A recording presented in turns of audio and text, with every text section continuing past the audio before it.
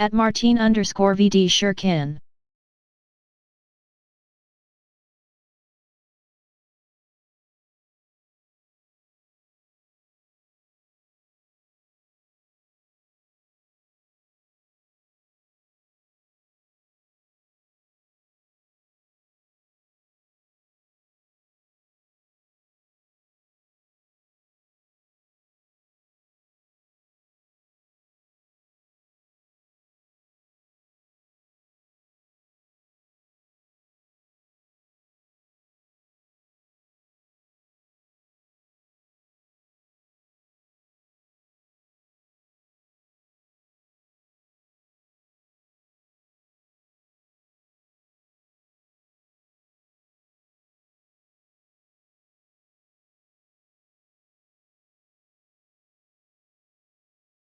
At Laura 2 Daisy no, I'll probably be on the mic.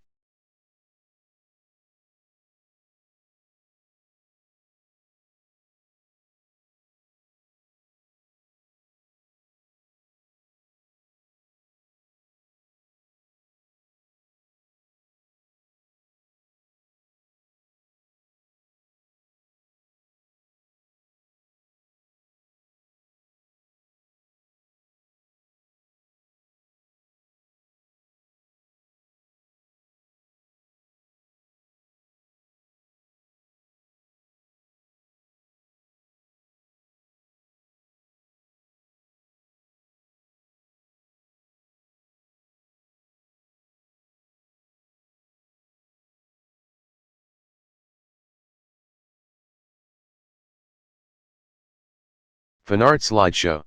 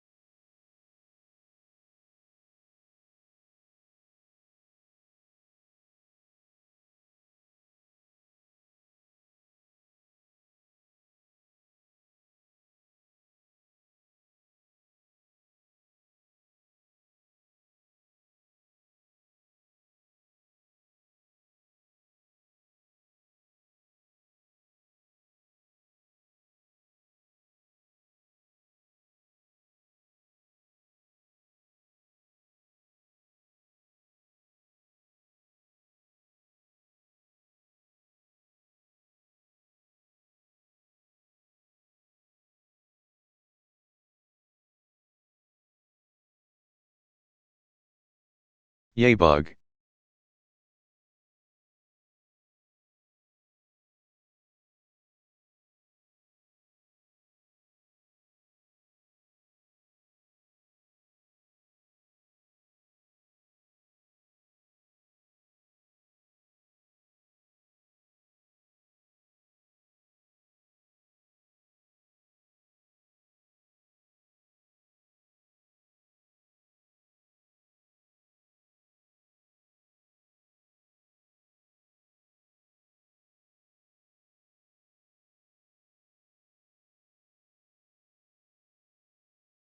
Yeah, I suppose I can talk. Hello, everybody. Hello. So yeah, something to do with the Yorkshire tea. Just probably need to add a collider to the game object, or your script needs to check if the component is attached before using it.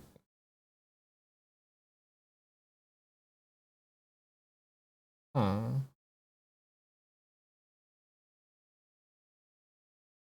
I'm holding it, so it has to have a collider. Otherwise, I wouldn't have been able to find it. The music is too loud. Turns up the music. Oh, but is this in time for this track?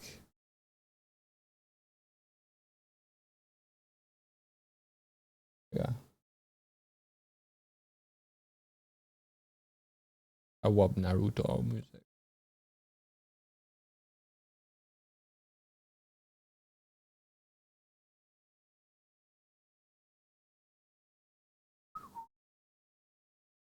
I discovered Naruto in the first year of university. Way back when. 2006.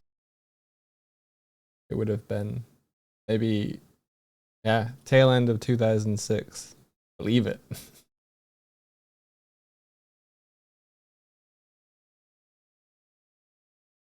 You've never finished Naruto? I got a little ways into Shippuden and dropped off. This is a fair few episodes. Man, the fight on the water changed my brain chemistry, man. Between Naruto and Sasuke. I was like, they do, you can do what? What? Yeah.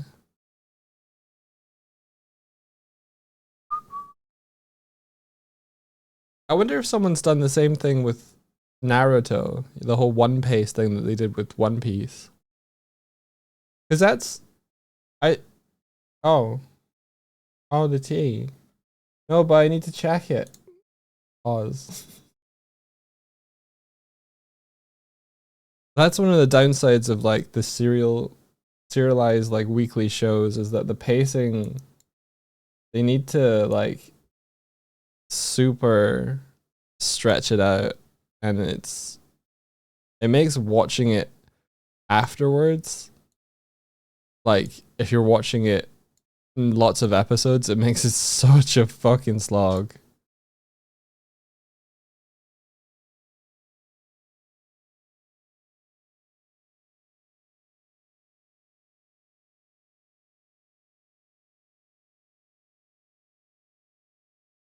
Yo, what?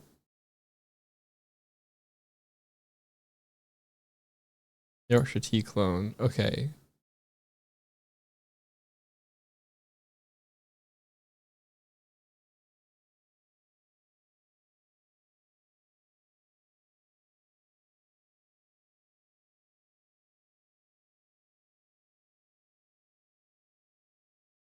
I dropped off in Shippuden when there were like 3 episodes of Naruto on his way to Orochimaru, filled with a 2-episode special that resulted in Naruto being on his way to Orochimaru running through the same forest, but it got abridged this time.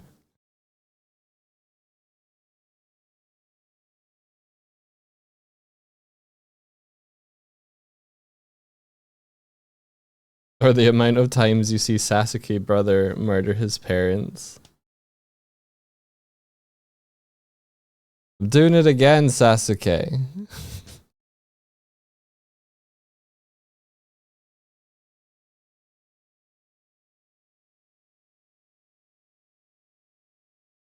I saw a video that was talking about why are so many villains in anime, etc., and in history with, why do they often have the name, like the suffix to the name Maru? And in the video, supposedly Maru means shit.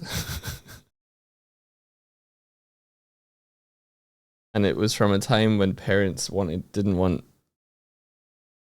evil spirits to take their children, so they named them unappealing names to dissuade them.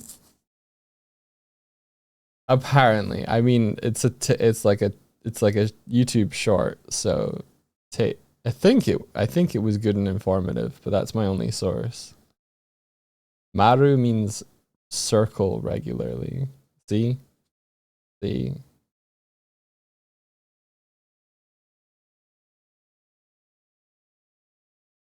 like, don't take my shit child.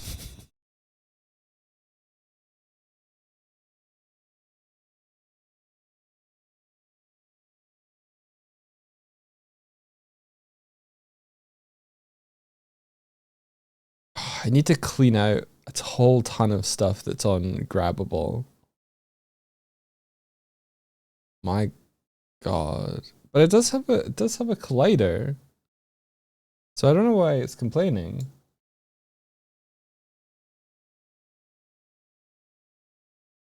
Disconnecting because handling a message or type mirror. This can absolutely happen if the other side is there. Unity missing component exception. There is no collider attached to Yorkshire T game object, but a script is trying to access it. Where is it trying to access it?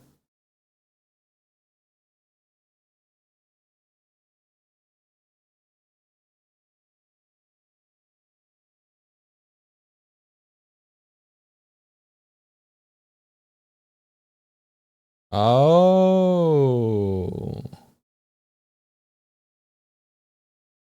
I see.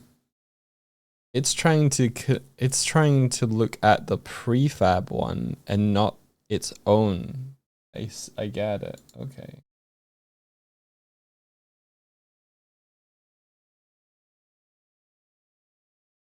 If we do this and then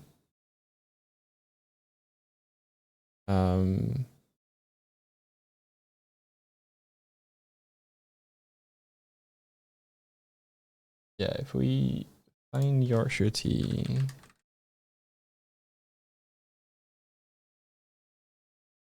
and make that our debug spawnable, prefab to spawn, Yorkshire T, play it again.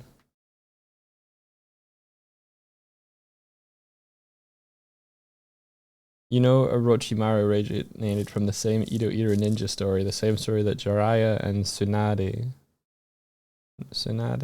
come from. Oof, my brain is like, Jiraiya, is that the frog guy that teaches Naruto the Uzumaki?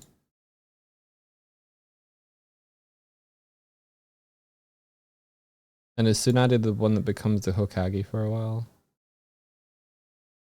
Yeah, it's the frog guy. I haven't watched Naruto in like 18 years. So I could be a little off.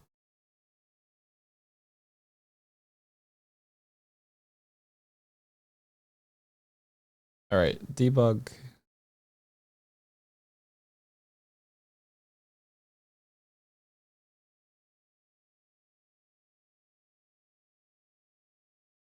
I want to be king of the Hokage pirates.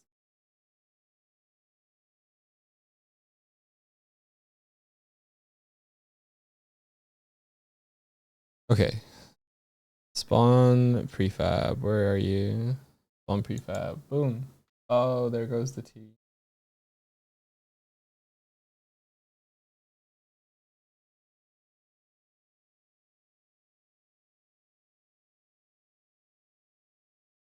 I still landed though.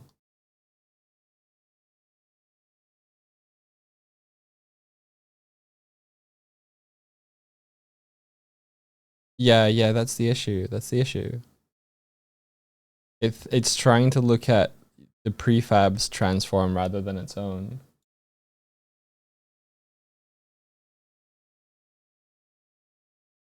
Oh, I need to confirm if it breaks again. Just for like sanity wise.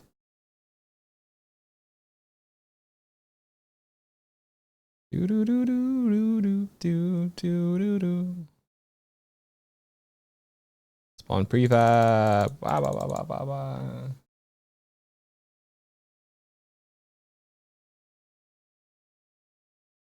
Yeah, disconnecting. All right.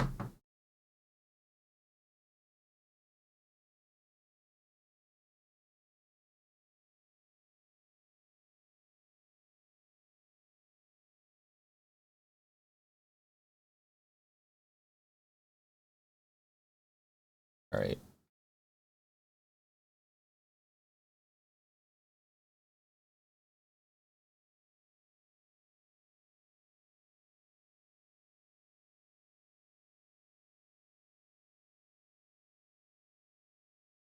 literally just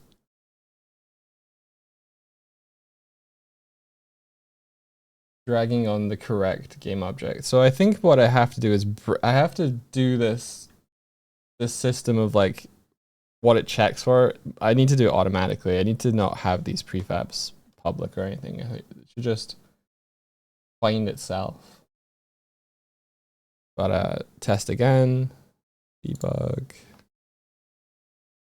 throw on a prefab. Damn it, I missed.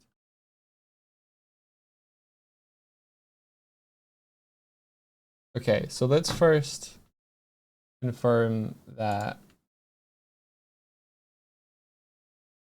this is looking at the clone now and not.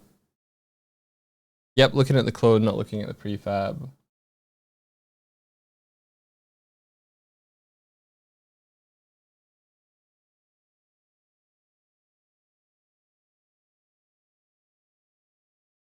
Yep, cool. So that's maybe the secret boss level of the game. Whenever we tried to pick up T, it broke stuff. I should probably have a more graceful handler for that so that it doesn't break everything.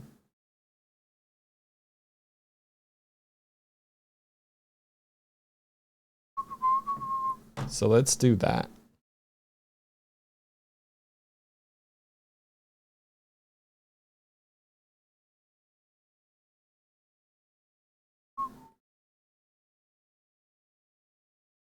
Oh.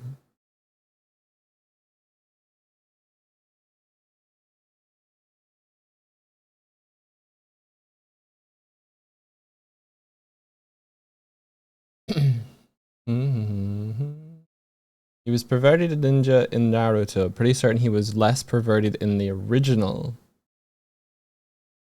Jiraiya, yeah. I particularly liked the episode where Jiraiya uses Naruto's shadow clones as a means to teach him faster, because he had all of the clones run the same drills and they all had the like combined experience when they returned to Naruto.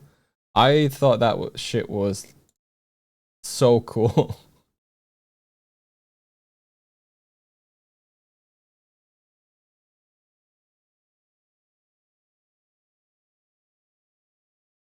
That and the subsequent rooftop fight with Sasuke, where I think by that point, I don't know if Sasuke knew Chidori yet, but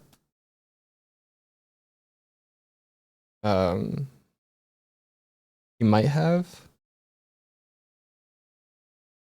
Yeah, that might have happened after the part where Sasuke pulls that out. Because they go head to head, I think, with it.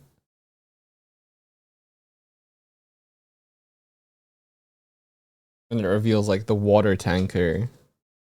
If he had actually hit him with the Uzumaki, it would have fucked him up.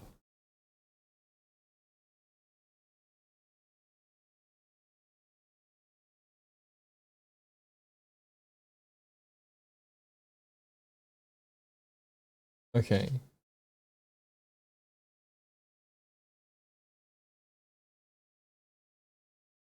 So if we stopped exposing these and instead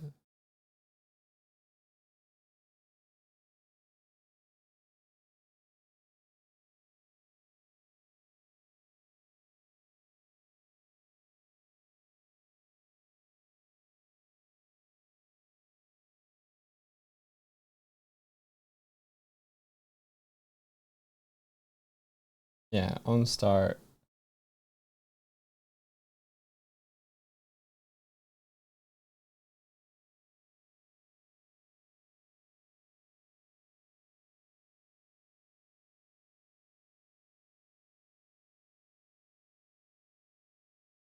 Have people watch Boruto? No, I haven't seen any Boruto.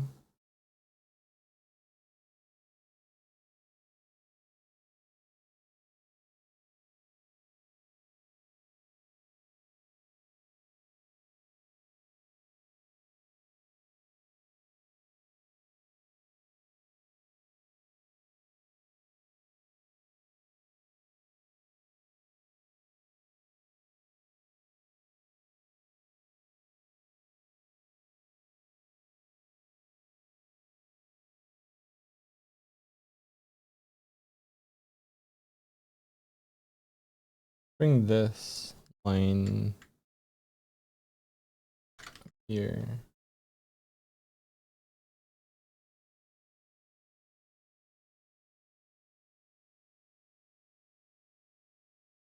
Don't necessarily if check here, probably, yeah. This would error.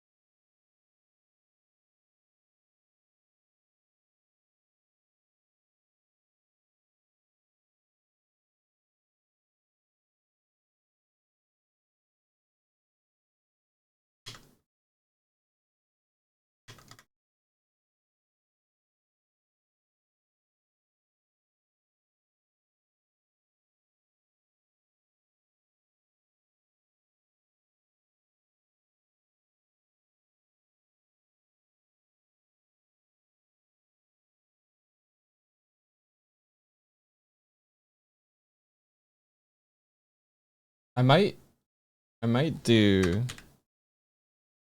require component type. Yes, thank you. Require type of rigid body. Because you can't pick up anything that doesn't have a rigid body.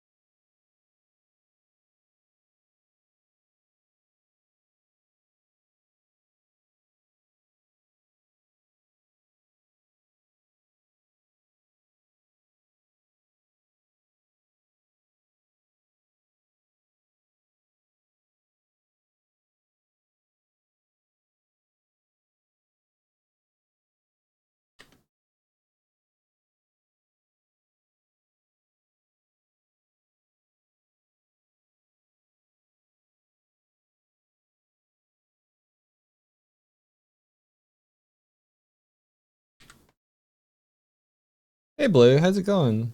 Is this Shippuden music? I guess so. I just got Naruto stuff playing from Spotify.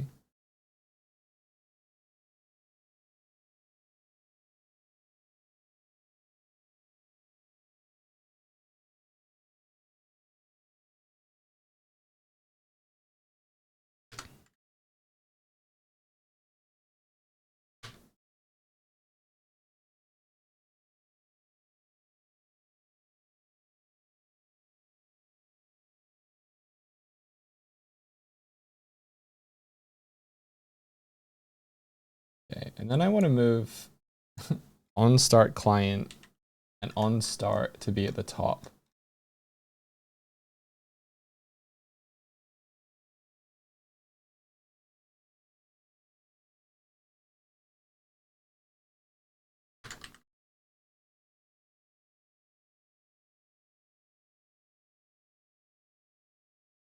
Probably even above the networking stuff.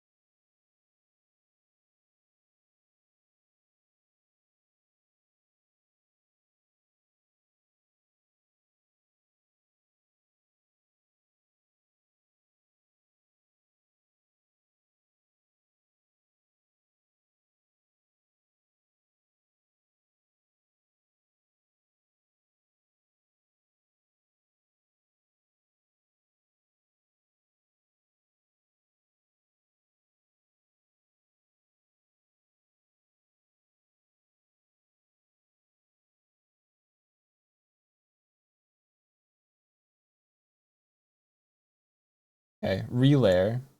We don't seem to use, so let's get rid of that.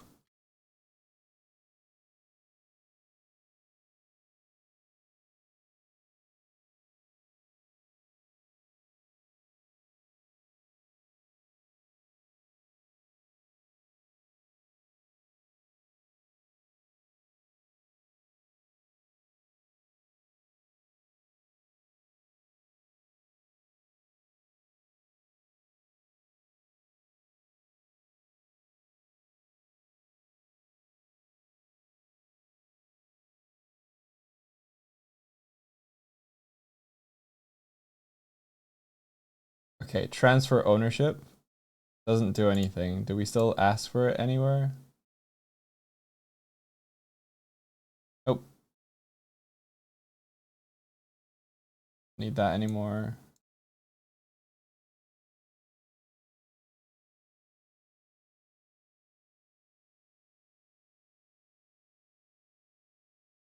Find all references. Oh, don't need that anymore.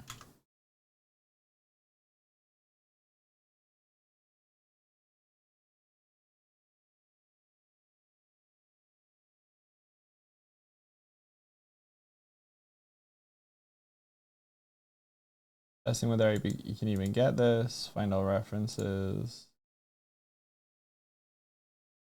Yeah. Don't need that because force drop above it does the exact same thing.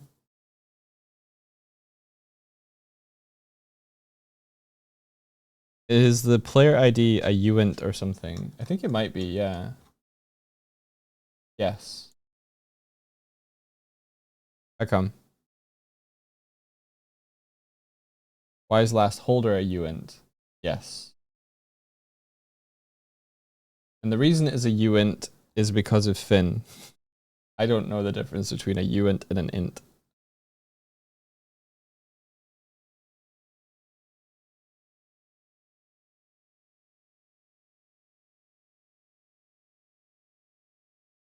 It takes up twice the memory. Oh, so it's like a long int.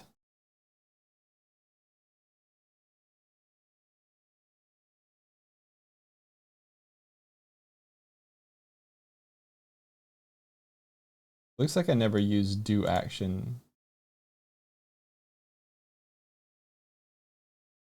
Let's get rid of it.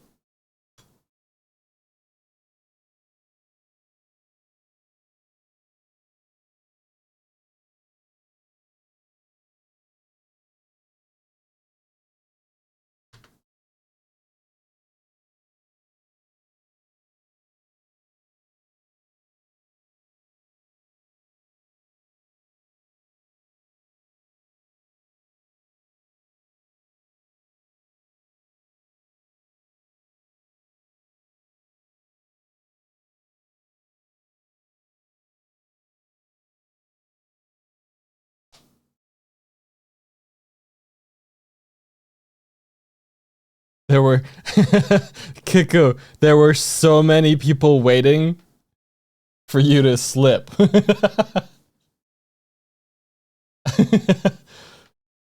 Sorry, guys.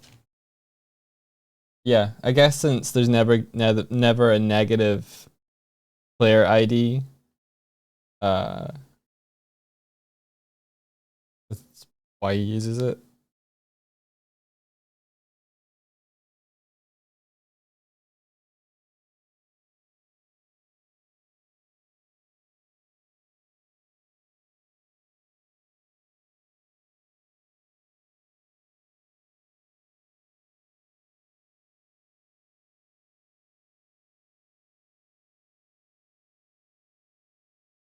Okay, so let's do a region.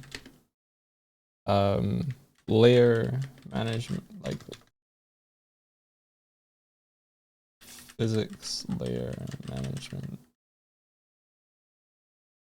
Restore layer, simple restore layer. There we go. End region.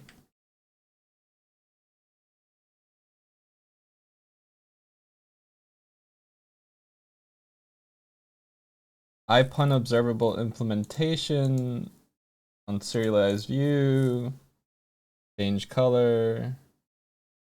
is test cube. Let's fucking get rid of all of this.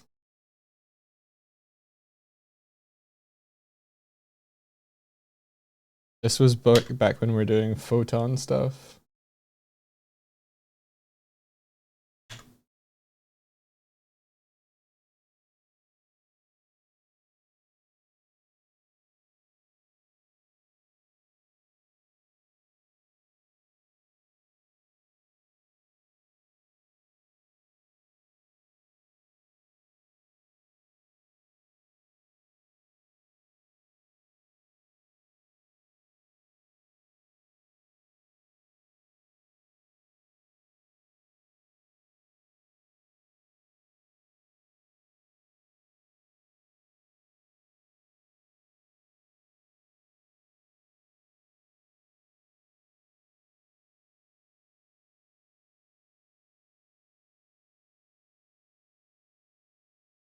Refactor this later.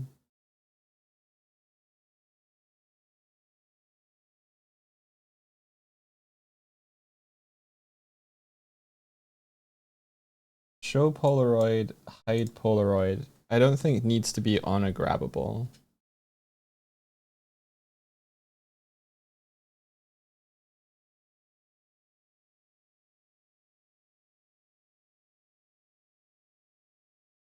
We never use it anymore.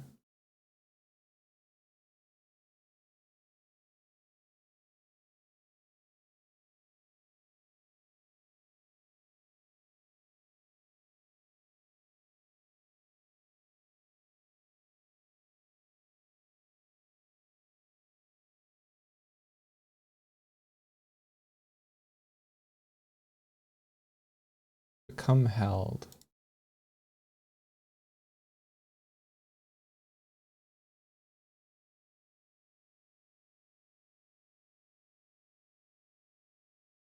I read that as network kid.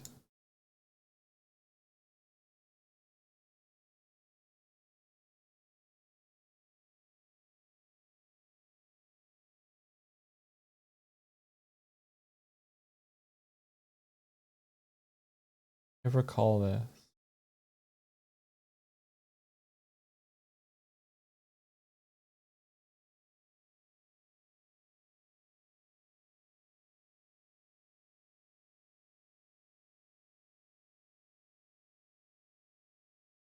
We do call this, but it might be from a.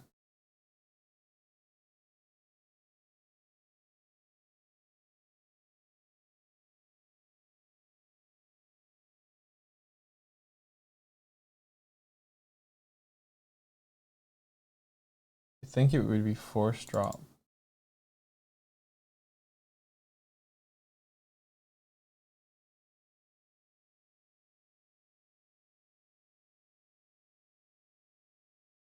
What's the difference between force drop and drop?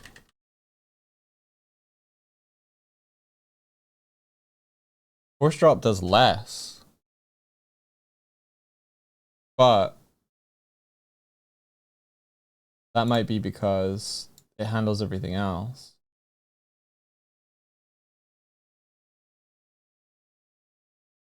So force drop would force a sync player ID 0, which would invoke on grabber changed.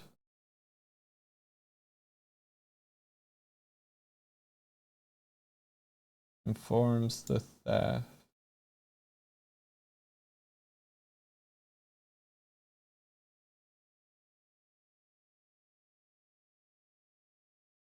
Parent.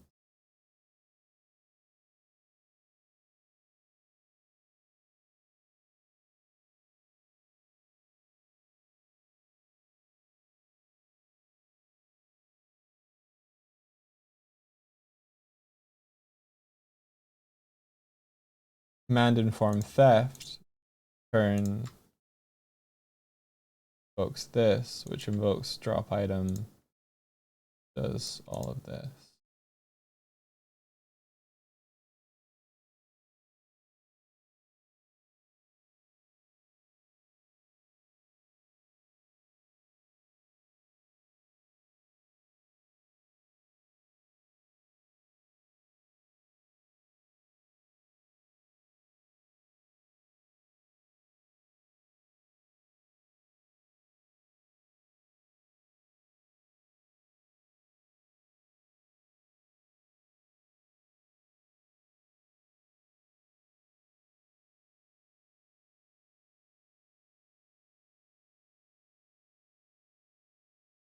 Sometimes I have like all of these variables where it's like, hey, holder, my held grabbable equals this.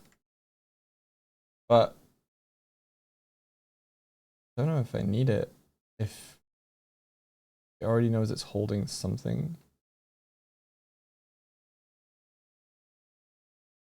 I'll keep and drop.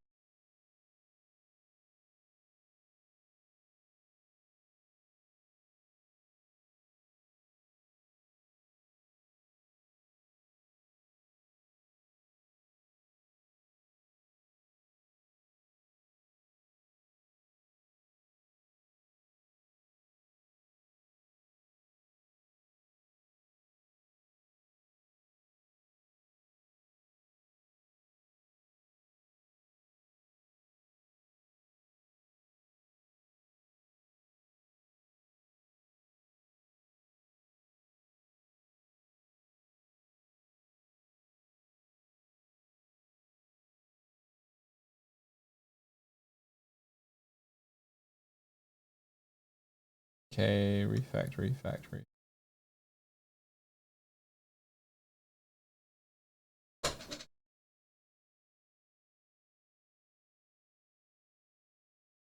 Do we continue using the grabbable check height thing, or do we put that on its own script?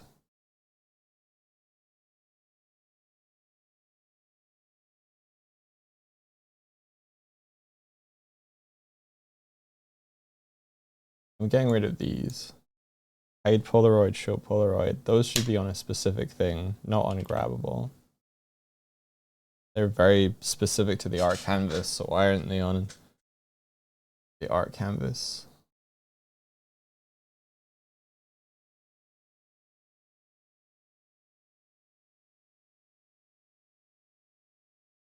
I never use become held.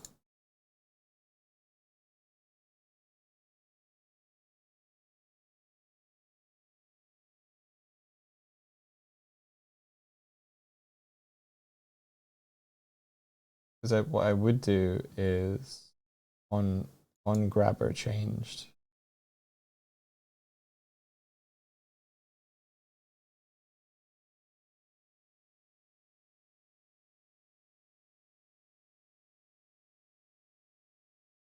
On grabber changed would just do reparent, and reparent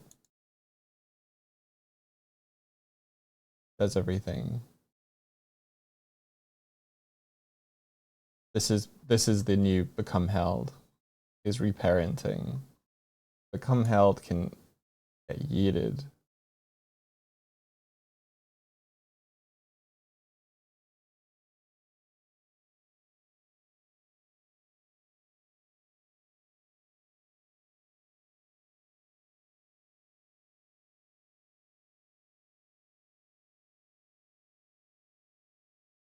Why, hello, Dog and Swift. Yeah, it is just me just now.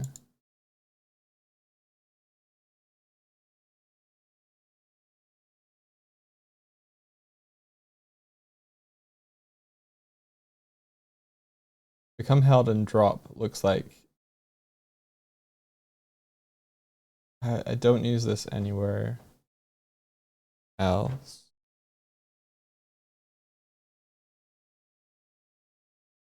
Say that again? Hi! There you go. I don't have my face tracking today because my iPad is out of batteries. Oh, we got a raid from Lovesick. Hey, Lovesick. Hi, Lovesick. Hello. Can we order me a phone today? Yeah, we can order you a phone today. Please. I'll do that and the wardrobe. I beg you. I beg you. I played Satisfactory on Sunday, and that removed my executive function from doing anything other than Satisfactory all throughout Sunday. Did we have a power cut? My computer seems to be off. We must have then. I switched mine off last night anyway, so I didn't notice. Yeah, mine's off today. Weird. That's the second power cut Yeah, it is. yesterday. I'm begging you. Put your loving hands out, baby. I'm begging, begging you.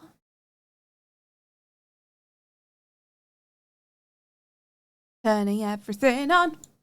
Can you show me the chat so I can say hi to people? Only if you're nice to me. I'll be nice to you. Bitch. I ain't never gonna stop loving you. Bitch.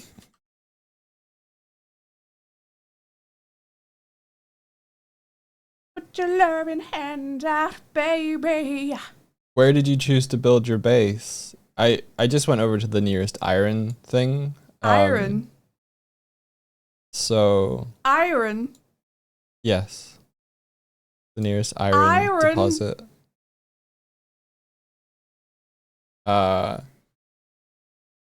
In the south, or I think when you get out of the drop pod, looking directly in front of you, there's a bunch of green poison chimney stacks, and then to the right of that there is like a sort of rise. Unless you're asking like, did I pick which did I pick the forest one, or like which world did I start on? I just started on the like easiest world, I think.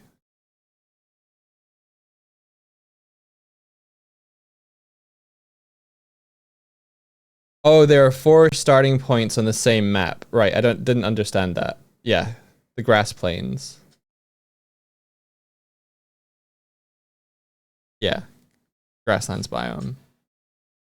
I just wanted to get to grips with the game, so I wasn't like, because it was like, this is ideal for new beginners. I was like, well, I'm a new beginner, so I want the ideal. Here's chat. Thank you. I can see you now. Swift, please. I want to hear what Doug is saying about Satisfactory. Oh, I see how it is. I see. I'm not welcome here, huh? I'm not welcome. I'm interfering in the stream, am I? My presence is upending your attempts to talk about Satisfactory with Doug. Well. Well. You've just revealed to me that all 4 starting areas are on the same world map, though, so thanks. You ruined it! You've ruined it! You spoiled it! Ah!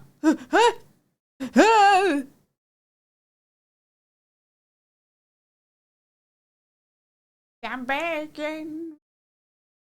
So you got music? Yeah, we've got Naruto music. Oh, do you want to show me that Naruto thing you keep talking about? That new thing. I can try, but it might copyright the stream if I play it. Even if you're not putting the music on. Even if we're not putting the music on. Dude, that what you say blocked our VOD in every country. Really? Yeah. That's so funny. Sorry, VOD watchers. Not this time. What you say? Ooh, that you only meant well. Oh well, of course you can sing it. Do you think I can sing it accurately enough to get us blocked again? Dude, I realized that your new Ritz outfit is almost a color inversion of Rock Lee. No, Rock Lee is green. Of Kill Bill? Listen to me. Yes, it's Kill Bill, but Naruto's second outfit is black and orange yellow. Really? Yeah. Oh no. But he has a black collar and orange yellow rest, and you have the inverse of that. I'll never beat the allegations like this. You'll never beat the allegations. But Ritsus are Naruto coded. Don't say that. Why? I hate you hate Naruto. Naruto's alright. I hate him. He's gonna be the Hokage. I hate him.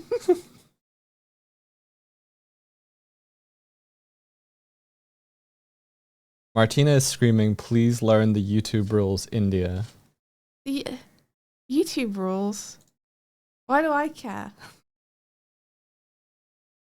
Listen, the problem is that I don't really care about being blocked. I'm just here to have a good time.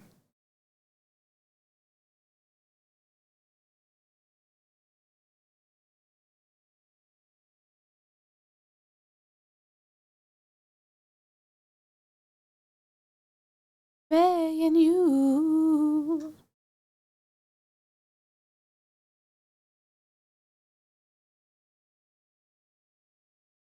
I think this object point, grab point transform is... I don't think I ever do this.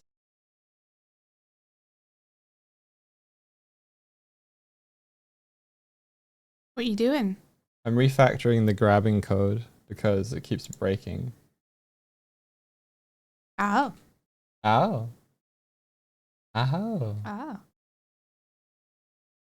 Scale screen up, scale screen down. Did I explicitly write scaling the screen? Did I explicitly write scaling the screen up and down inside of all grabbable scripts? Yes. The answer is clearly yes. Clearly. I need to rename this. Scale item up.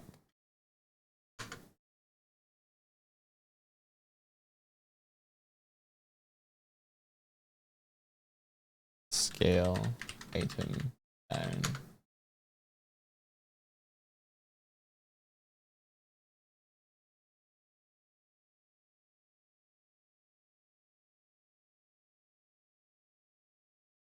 You were not ready for the Baruto era of the Bad Lad story. The what? The what? What? What happens in Boruto? There is no part of the story that touches on the 4 starting points being on the same planet. At worst, I saved you from being disappointed when you go to make your second world and find that it's the same map. You robbed me of discovering my own disappointment. Oh, yeah. You should be thankful. Everyone has kids with each other in Boruto. Oh no, no, please. Anything but that. Oh, all the shipping. Anything but that. Wait, so Naruto is the starting point. Shippuden is shipping all the characters, and Boruto is Naruto Ever After. It's fan service this season. Oh no. What if instead of scale item up, you just call it sk up, and in 3 months you can go, what the fuck is scup? What the fuck is scup? You scupper yourself. Oh no.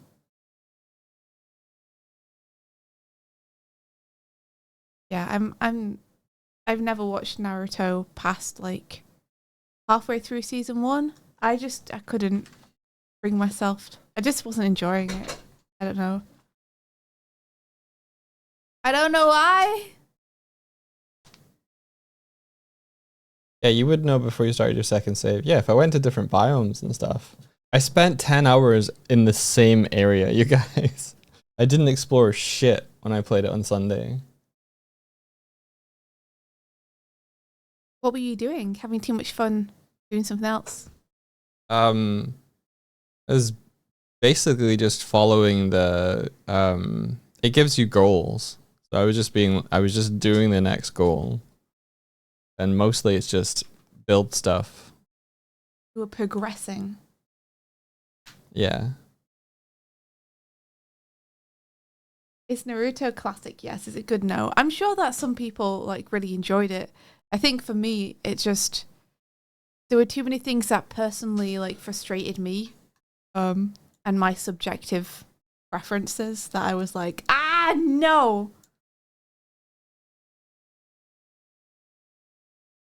I couldn't. Can't do it, Captain. Can't do it. I can't do it. Can't do it. Is test cube. Don't need that. Public rigid body. Don't Yeah. need to know about that. I enjoyed it, but still found some parts kind of. I think, yeah, that's a problem with all anime, isn't it? In a way, frequently they have parts where you're like, okay, I'm just gonna ignore this part for my enjoyment, or choose to ignore this. I never use current type The fillers are something else. for anything. Because just determine what you do on an action with the Unity event instead. Optimize your script file by size by renaming your variables A, B, C, D. No.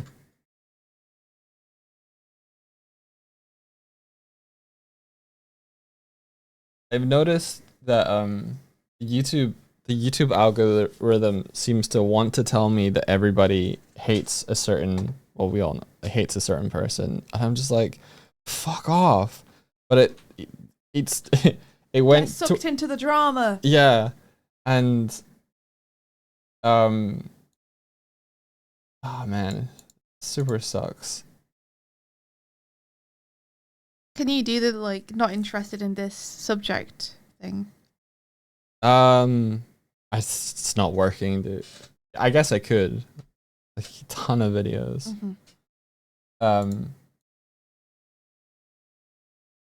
I shouldn't talk about it. I mean, you're welcome to, but your whole point is that you don't want to be sucked into the drama. Yes, so, yeah. exactly.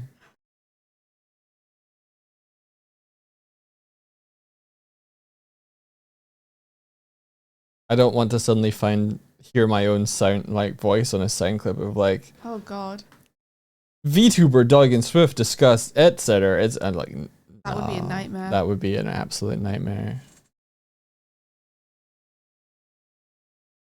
Programming tip: instead of deleting old code, change code, comment it out so you can brag about how many lines of code your script has. I have a lot of commented out stuff in case I want to like use that knowledge elsewhere, but right now I'm like, I've never looked at it again. So it's had its 3 years of being in the cozy green space.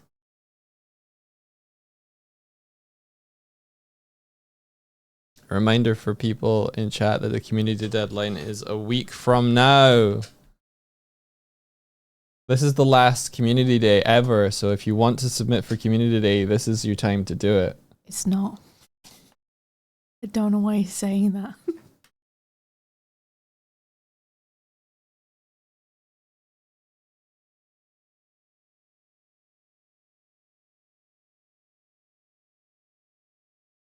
Can't believe you would undermine my attempt at false scarcity so hard like that. Sorry. Oh, sorry. It's too much work for Doig.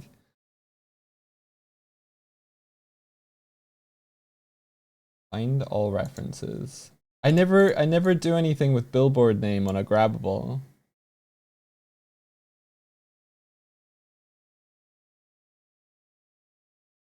So let's remove it so we don't care about it anymore.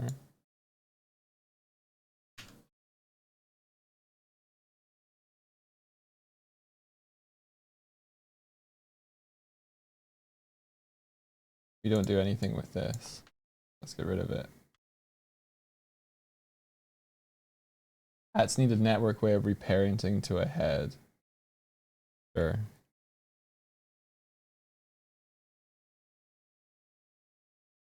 Hey, good morning, Blue. Oh, you've been here for ages. I'm just you said morning, so I was like, have you just arrived? It's Ale who's just arrived. Hello. How's it going?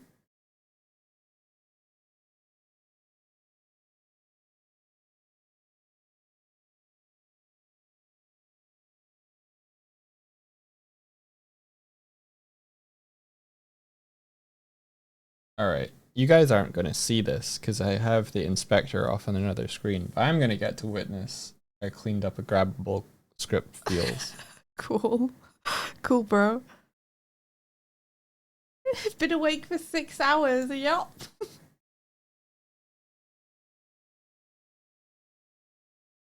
Begging you.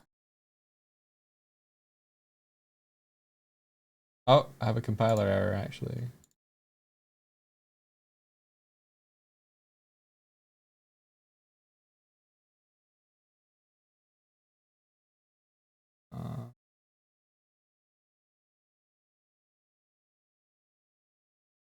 My customer main object, dude. Okay, so the hat wants to move.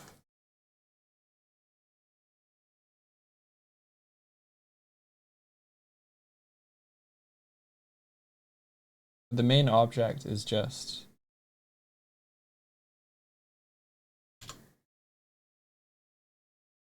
You woke up here. Oh, that's awesome. It's You just its got raided in, transform did you? By various raid chains. most of the time.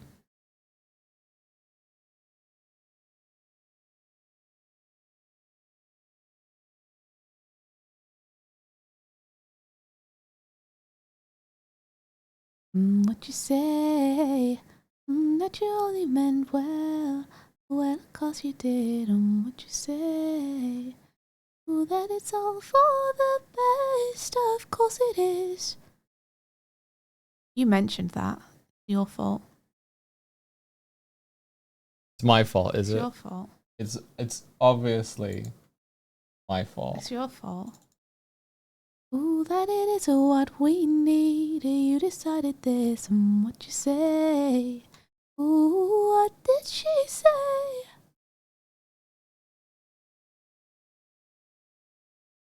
Sorry. Martina, it's the perfect punchline to anyone singing anything. I love it. Morning, Laura to Daisy. Yes, here I am. I'm not on screen, but I'm in the room. I'm in the room. You found caffeinated sparkling water. Oh? Oh, I know you have Dimension 20 news. Go on. Go on. Kidding me? Did you play Deltarune? No. You know what happened? Got to the weekend and I went, kind of just want to not. I kind of just want to chill and not worry about streaming. So Deltarune's probably going to be this weekend. Did you summer stickers? I forgot. I'm sorry, that's my bad. You just finished it. Well, no spoilies, but I hope you enjoyed it. You saw Quangle Quest live last night. How was your Quangle Quest?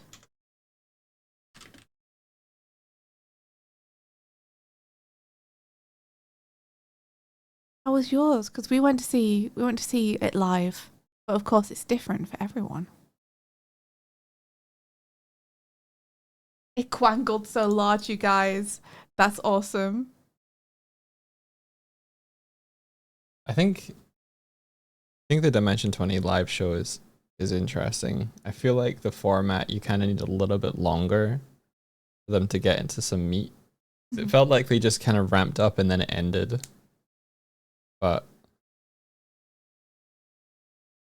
yeah, we were hoping for it to be like 3 or 4 hours. I don't know why we thought that would be the case, but we were like, oh, it'll be like at least 2 to 3 hours, right? yeah. So it being like just an hour and a half or something, it's like, man. Is an actual goes so Dimension fast. is an actual Dimension 20 episode 2 hours long? I think it is. That's kind of crazy, Right? thinking on it. To be Right? honest. Yeah, they've always been just that long. That is kind of crazy. Kind of crazy.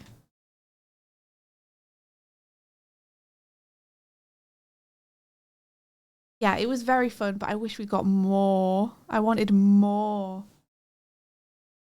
D20 is edited though, right? Yeah, I guess it is, yeah.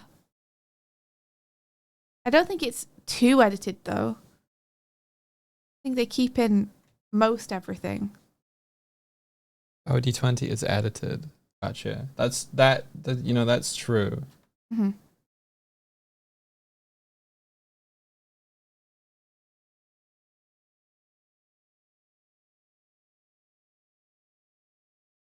Wait, Morgan said the AI article I questioned heavily was the guy who went crazy because he talked to AI.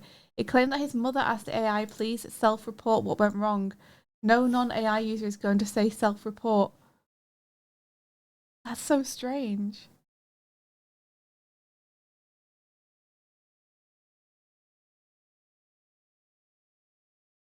You saw the short from the Madison Garden show with the fire and Holy Bus and both.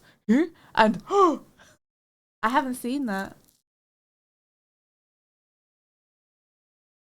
Cat in a Hat. Oh, they didn't have fixed characters. They all had a device that let them quangle Cat into wear any hat. character they ever played. Oh, that's interesting because with ours, they chose beforehand. Well, they didn't choose beforehand. They got people to vote, or I think, and then they revealed the results or something. They had one character, is what I'm saying. Which one do I use? Remove me, Chief. Cat in a Hat. Transform here. Or Jellycat wear hat. Jellycat jelly. Which one do I do? I guess we'll look at on trigger. This is on hat. Fuck me.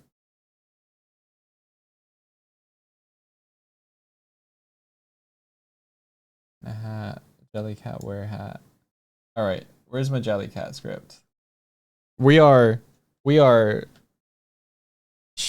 neck deep in dog didn't care decisions biting us in the ass. Uh-oh.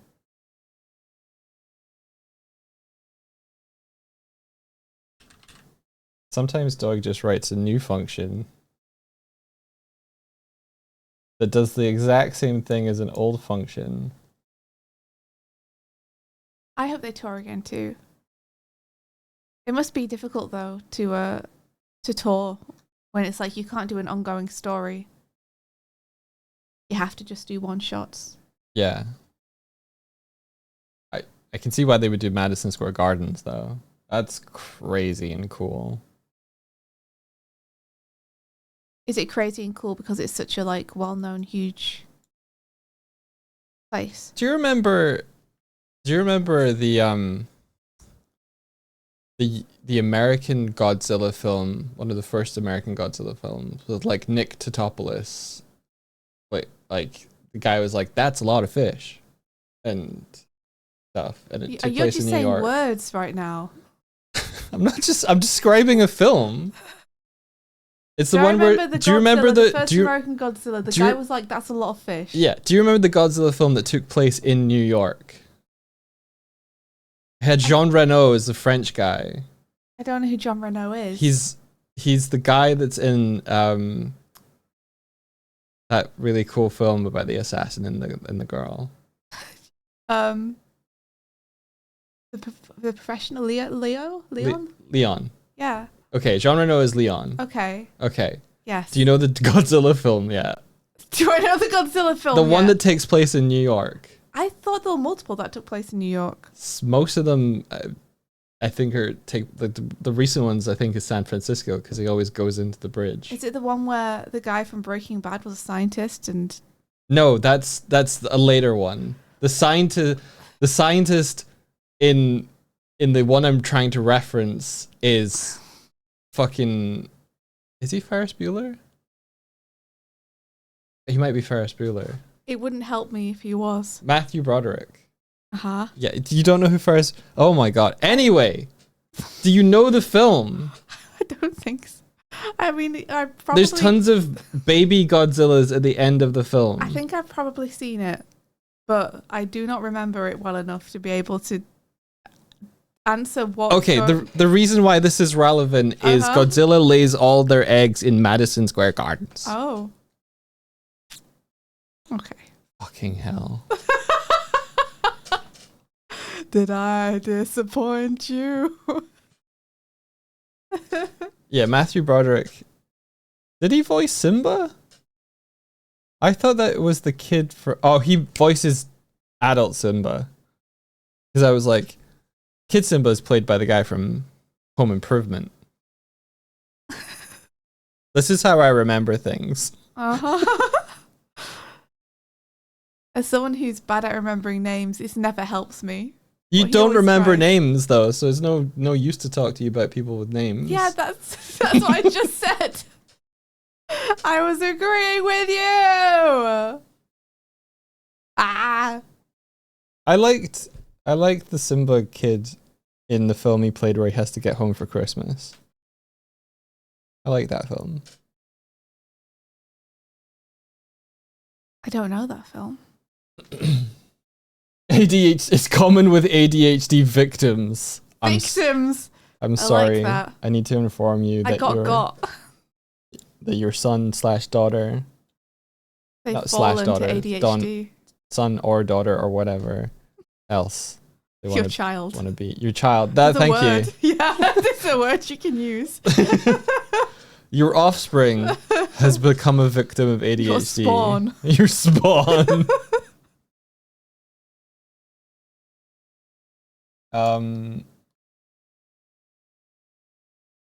Yeah, fuck. Did I do it? Yorkshire tea. Let's look at Yorkshire tea again.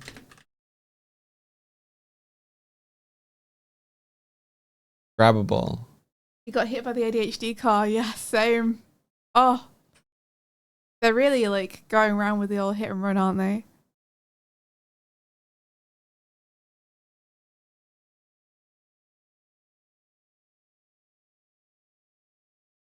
Well, wait till that one kidnapper asks you who's the voice of adult Simba. Oh, he kills you. Oh no. Simba. Simba, you are the one and future king or something. Or something. Simba, everything the light touches belongs to you or something. Which famous fucking speech can you ruin by adding or something? Simba, you are my one son or something.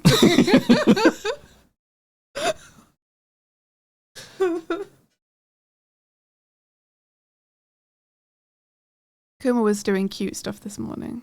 What was he doing? He was being super purry, Really? affectionate, yeah. Aww. That's why I was so long. I was almost going to message you from bed and be like, I'm sorry, like I'm not coming. I found someone trapped. else. I'm trapped. He's got me. But he moved just as I was going to come and send that.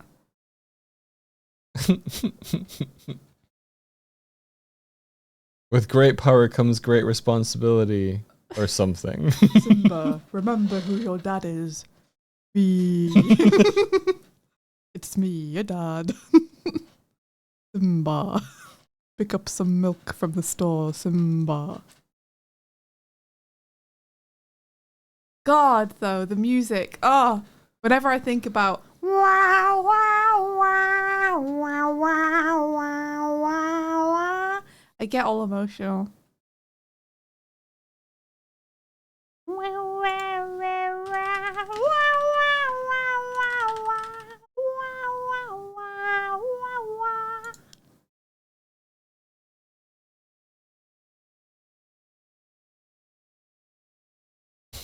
Yeah, the Lion King soundtrack is good.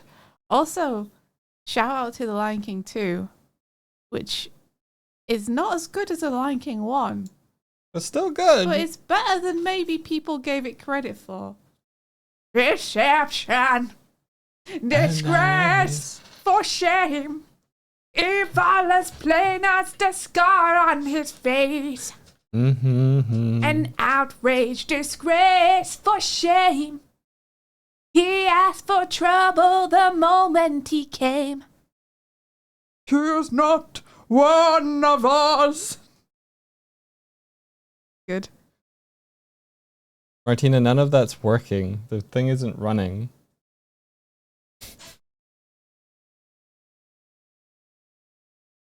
You still need to watch the Simba film. The Simba film, you mean The Lion King? No, they mean the I think they mean Mufasa film, honestly. No. No, Maybe you don't not, need to though. watch that. You don't need to watch that. Don't worry about it.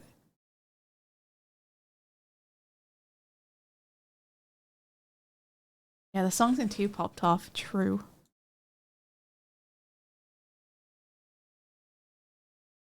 I just realized that this is the one from the fucking live act.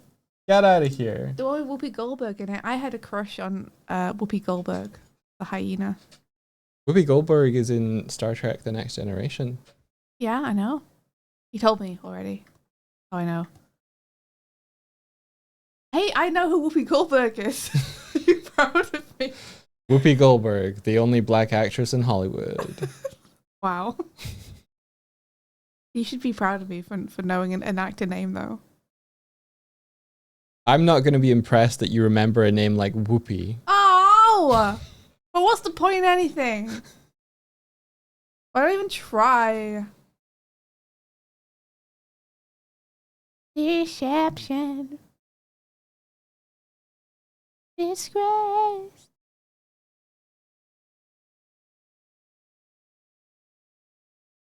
What was the name of her character in Lion King? Hyena 1. It began with M, I feel like. Is it Mackenzie or something? It's something. Shenzi. I'm going back to Naruto. You didn't appreciate me playing. I can't hear it.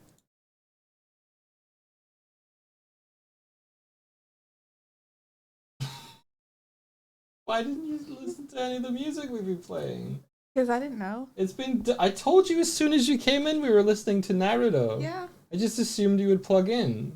No. No wonder you didn't react to it. What? Lion King playing. Oh, did you put Lion King Yeah, on? immediately when you're like, it makes me emotional. Oh, sorry. Ha, you didn't get me emotional. It didn't get you. There you go. Now it's playing, but I'm gonna go back to Naruto.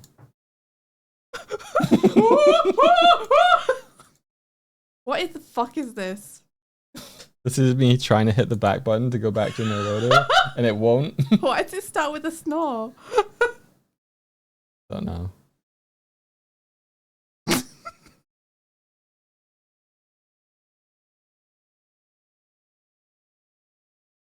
Okay, yeah, this is cool.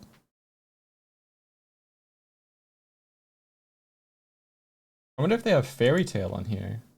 You ever hear Fairy Tale music? Yes. I know exactly the one you're going to put on. I've heard it. Here we go.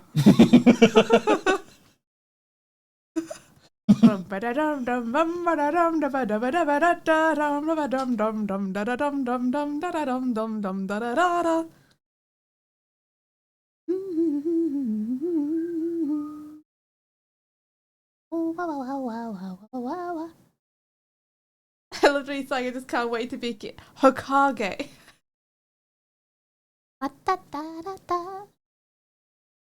Fairy Tale was a wild show from what I remember. How can it have such a good theme? What do you mean? Because the composer went good on it. I feel like it should be illegal to have themes which are so good for middling shows. You take that back. Fairy Tale was good. What are you talking about? It had a dragon boy, and it had a guy who made things out of shadows. I can't Sound like remember. you really remember it well. And It must have really made an impression. A weapon lady, I think. A weapon lady. Yeah, I don't remember it all that well. That's That's most of the Sonic games, though.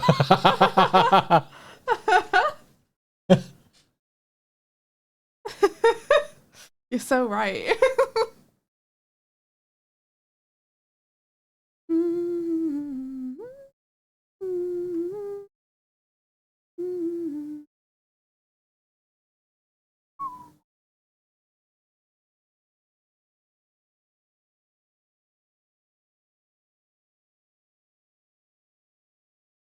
All right, Jellycat. What one do I use when you go into on trigger? Jellycat wear hat.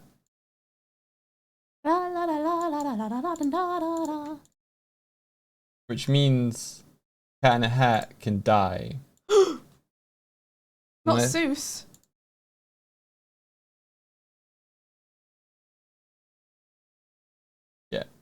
Die.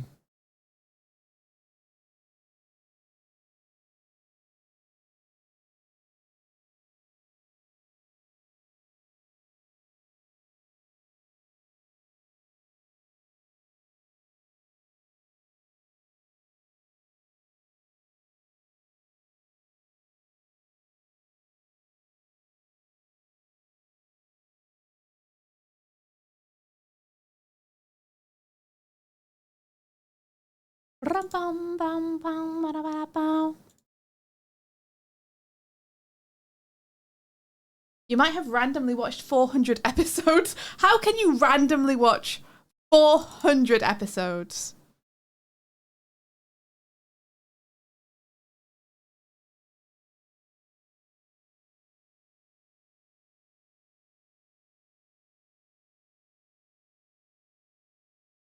Hear you out. Go on. You got. I got. Okay. Yeah. All right. Sometimes you just watch 400 episodes or something. You know, you are right though. You are right. Did you like it, Renee? Did you like it? Bear in mind, I have never watched any, so I can't judge you. You made a playlist called Fiddle Me Timbers and Fairy Tale is in there. That's a good playlist title. Damn. Damn, I can imagine what that playlist is already.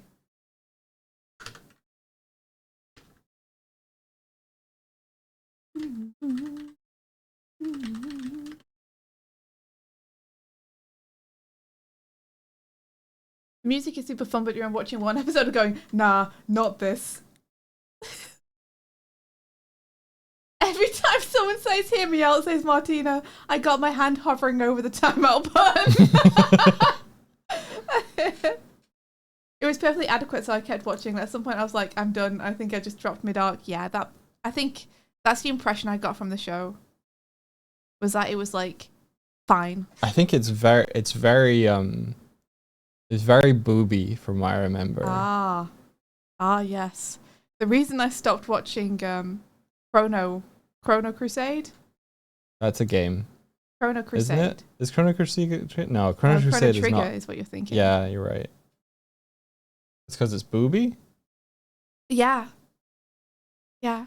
It got into uncomfortable territory for me, and I was like, no, the show I like. Fairy Tail is the most 6 out of 10 manga I've ever read, says Conkles.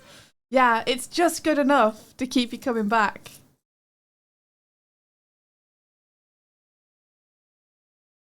I'm going back to Naruto. You always go back to Naruto in the end. The song's called Heroes Come Back. Cool. Wow, wow, wow, wow.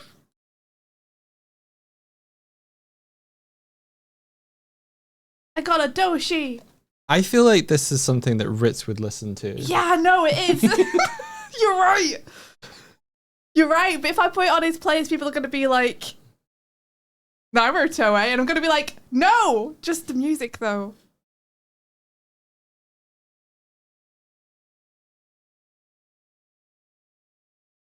Yeah.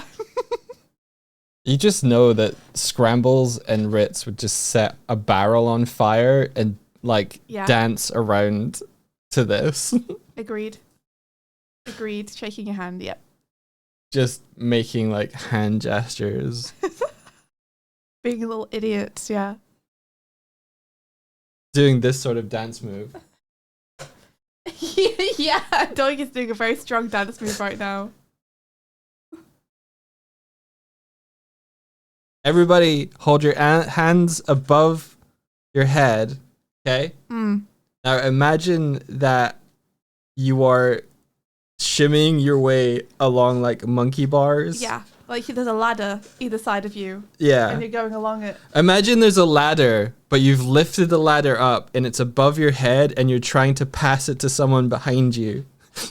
You don't know how tempted I am to do a stupid Scrambles Ritz animatic of just them singing a song together. Oh, please.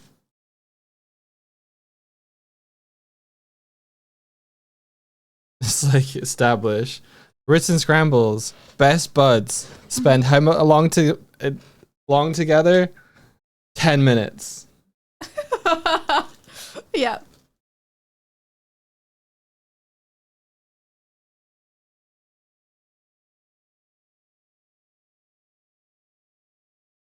That move makes your shoulders click. Oh no, stop doing it.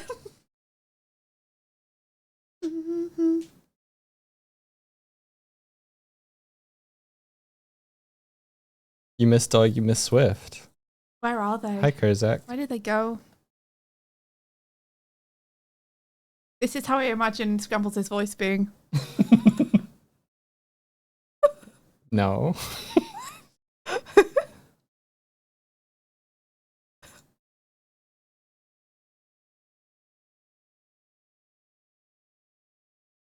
You see, I can imagine you having like a fixed curtain call background and then just like popping around to different places Yeah. and in and out of camera. And just fucking around. Yeah. Yes.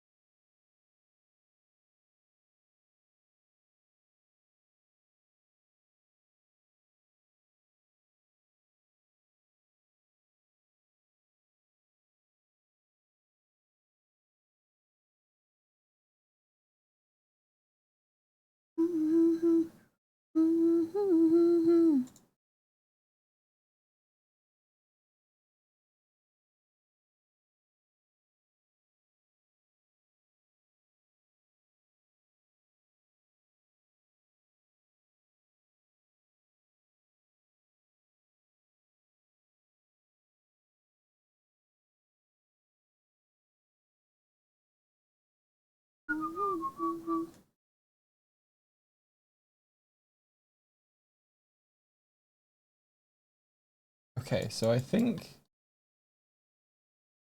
we gotta we gotta test whether I can still pick up and grab items after all of that refactoring, because that would be bad.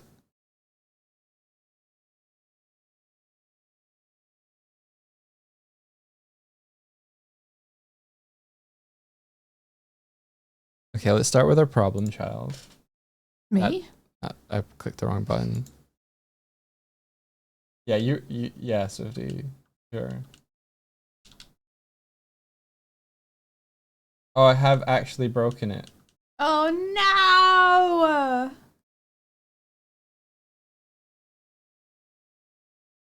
That's funny.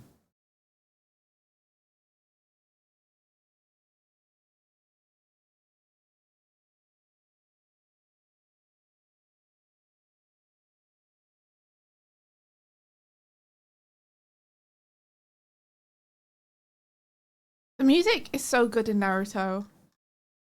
Yeah. The It's show not is fair. also good. The show is also good. Did you Yeah. just say that to me? Yeah. How much of Naruto have you watched? I told you, like, nearly to the end of the first season. That's a fair shake. Yeah, it's... I just find his character so annoying.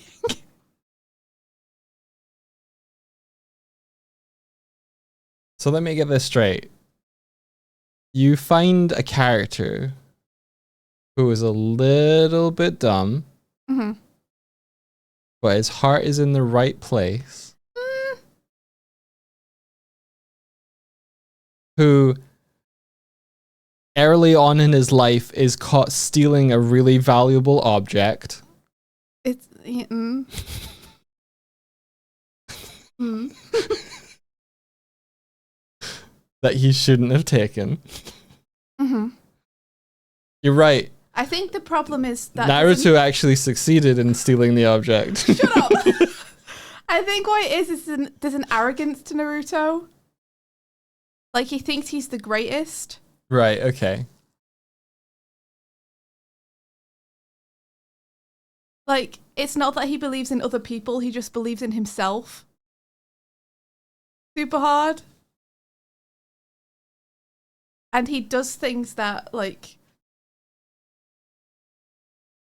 He does things that endanger and show selfishness and disregard for other people. Right, gotcha. For himself. Because he believes in himself so much. Gotcha. And it's like, good for you, kid, but... I don't know. Selfless characters are really my jam. When you add someone who like kind of doesn't really care about how it's affecting other people, Fair enough. like it's a different story, I feel like. then he wants to be Hokage because he thinks he's the best and he deserves it.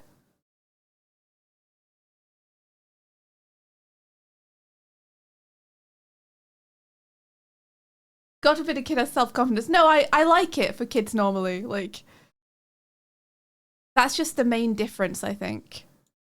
But it's a big difference between him and Ritz. There's more to it than that. There's probably is. I don't know if I got that there was more to it from what I watched. Let's see.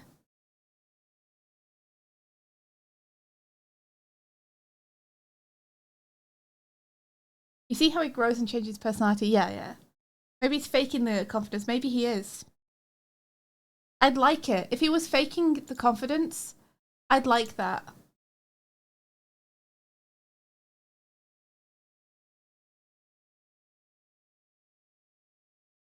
Like, I'd like it if it turns out that he's faking the confidence. That would make me more sympathetic to him. If there's like an insecurity.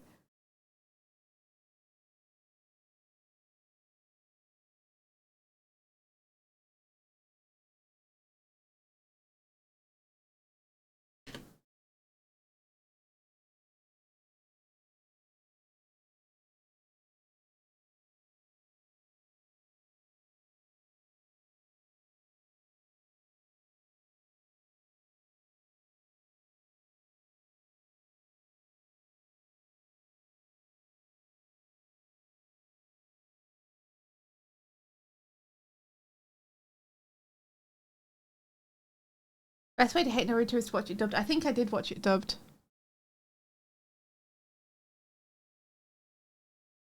You watched it dubbed? Yeah. Uh-oh. He's trying to be Hokage because everyone hated him and treated him badly because of the Nine Tails. So becoming Hokage, he wants to prove himself and get the others to recognize him as he grew up alone. You see, I like that. I like that. That's good. Yeah, that sounds like the kind of character I'd like. He did not come across to me as that kind of character in what I watched, but if that's what he ends up being, I like that. Yeah. Like in the one I watched, it came across like he just didn't want to take accountability for any of his actions ever. I think the dub probably Americanized hit, like, not Americanized, but like I never liked dubs that much when the character You have to skip the song. I can't hear you properly because there's someone screaming in my ear. I think dubs can change the feel of a character. No, I absolutely Too think they hard. can. 100%. Like, we all know one of my favorite characters is Ryuji from Persona 5. I think so much of the charm of that character is his voice actor. I really think that made a huge difference to how likable the character is.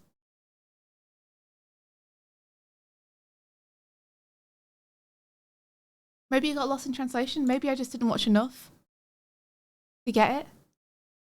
I could try again if you guys think that I would like it. I'd watch it subbed, but I'd have to find the time. Did you get to the point where Sasuke and Naruto fight and they're like on water? No. Have you ever seen that fight? Yes. Okay. Is that season 1? I don't know. I don't know how the seasons go in Naruto.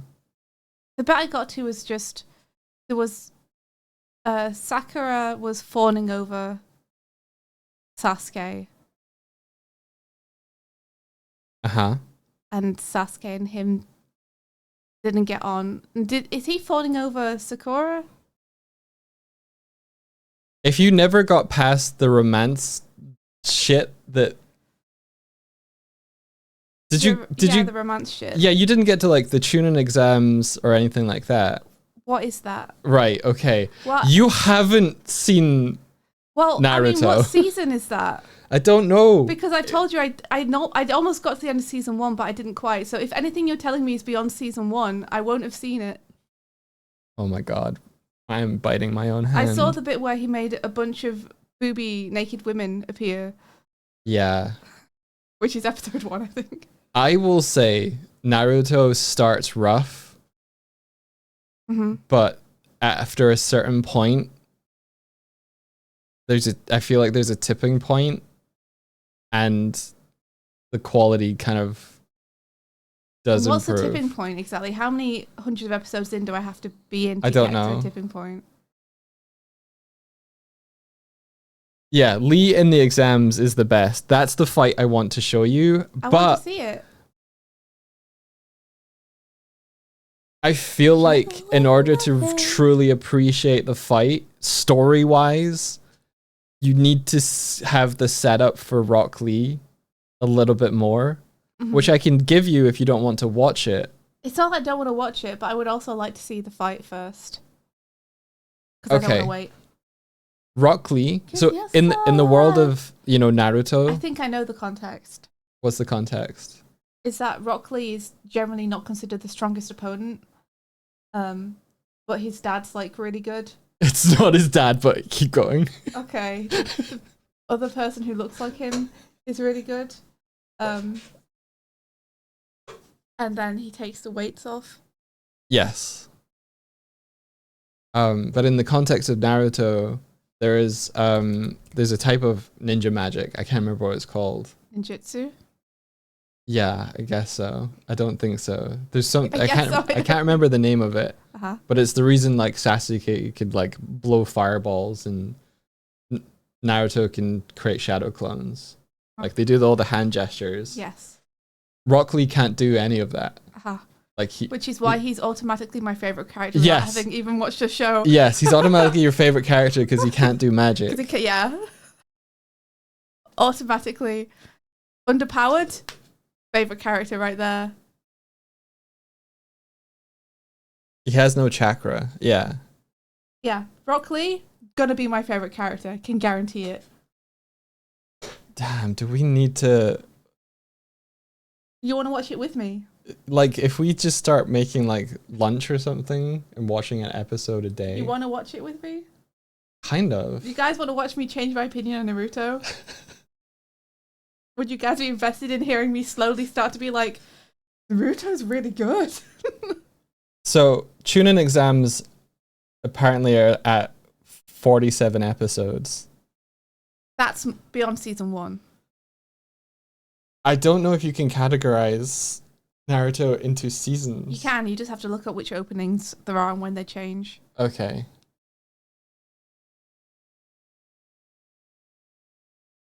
Rock Lee and Guy Sensei are amazing and might fuel some Kari Ritz training.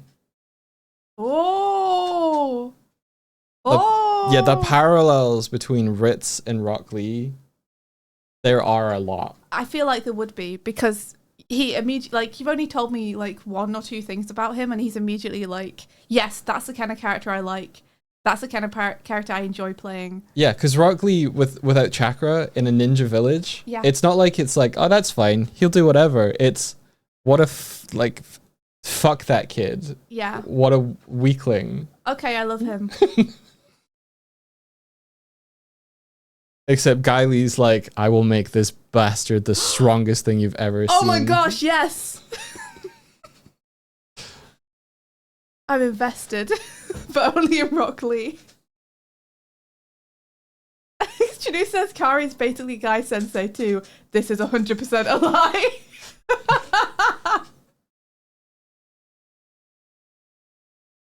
I'm looking forward to meeting him. Iron Then Oki being says, like, that's not Kari. Iron Oki says, Rock Lee is the only thing I like about Naruto. Oh, wow. We'll see how much I like about Naruto. I can see myself, I'm going to warn you all ahead of time, that I will get frustrated with the female characters. And I know this because Doig's friend, one of Doig's friends, is really into Naruto, but has such problems with the way they do the lady characters. And those problems, I know that I will probably share from what they've told me.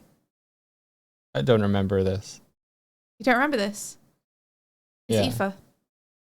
Oh, really? Okay. I don't remember even Okay. talking about Naruto. Okay. We talked about it a lot. Did you talk about it a lot the trip that I fell asleep? Yes. Yes.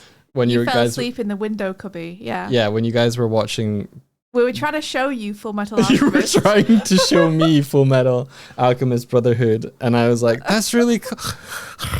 I fell asleep so hard.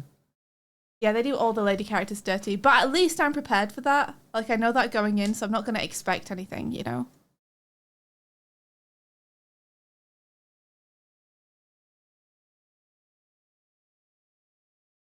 So it's not going to be Yelling, "I like can a big fly." disappointment or surprise or anything.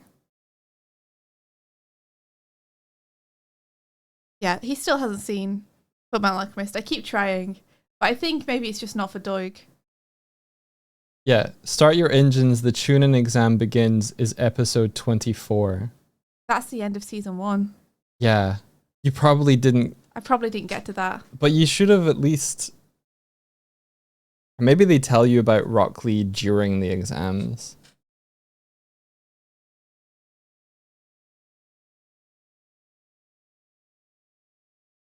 Activated Fullmetal Alchemist. Let's fucking go. Yeah, I don't think it's I don't think it's for Doig. Like we got so far. We got past Mayhew's. We got to the big reveal. Doig's still not like super into it. So I'm like, I think this might just not be for you. I think it's the pacing of Full Metal Alchemist that does me in, because it ramps up and then it just coasts for episodes at a time. Mm-hmm. It's the pacing in it that fucks me over. Yeah, you've watched One Piece. Yep. I've watched over 1,000 episodes of One Piece. Okay. You're staring at the Brotherhood Blu-ray collection, yeah. The thing about One Piece is that the pacing isn't. It's like the same but stretched out. Whereas I feel like narrative wise, Fullmetal Alchemist almost just like there's always something happening during an episode in One Piece that's ticking over. And you watch the whole episode for that 30 seconds. Oh, that's horrible. I hate that. I get it though, it's okay. Fullmetal Alchemist can just not be for you, that's fine. I like a lot of the characters in Fullmetal Alchemist. Yeah. And I like the general world, and I like the premise, and I like the way the magic works. I love the way the magic works. Yes. Like I like all the ingredients. Mm-hmm. It just the storytelling isn't doing it for you. I don't know. There's just something where I'm like, yeah, fucking get back to that thing, please. It's totally fair. I do wonder a little bit, because I think that the original Fullmetal Alchemist animated series, I think the opening and the first, 6 to 10 episodes are better. I think they're better. I think they're more narratively satisfying and pay off the painful bits more. I have seen that one as well. You've seen that one as well? Yeah. Okay, I've got nothing. It just must not be for you.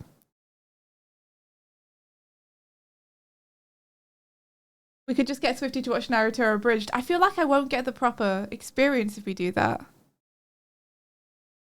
Like, I genuinely, because I know that Naruto is like a lot of people's, maybe not favorite, but a lot of people hold it very fondly in their hearts. So I want to see why. I want to get it. Especially because people are like, hey, your character's kind of like... And I'm like, really?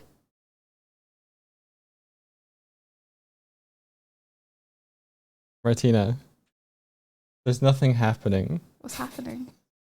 Martina keeps trying to get a thumbnail. That's fun.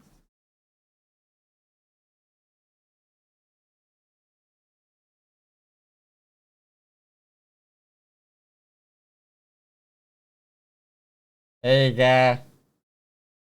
I haven't watched One Piece. One Piece is such a good name for it. The original FMA got studio issued to death. Oh, that's a shame. Hang on, is this working now? I just remember watching Brotherhood, and I remember it not hitting as hard. The first batch of episodes.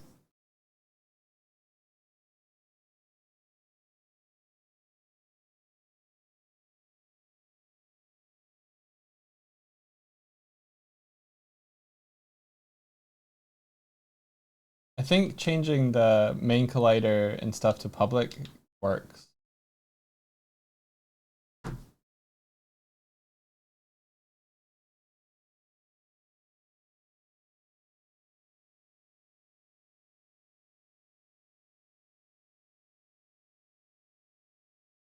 Yeah.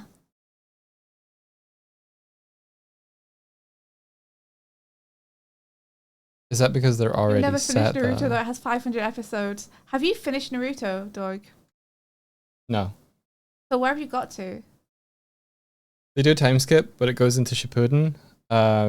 Introduce a bunch of new characters. I think there's another like Orochimaru type fight happening. Naruto does something involving thing that you don't know about. I don't know. You're not going to be able to spoil it for me. I'll just say that right now. Oh, really? Yeah, do not worry. I think the Ninetales does something to Naruto, and that's around about the time that I fell off. Not because of that. I think just life changed for me.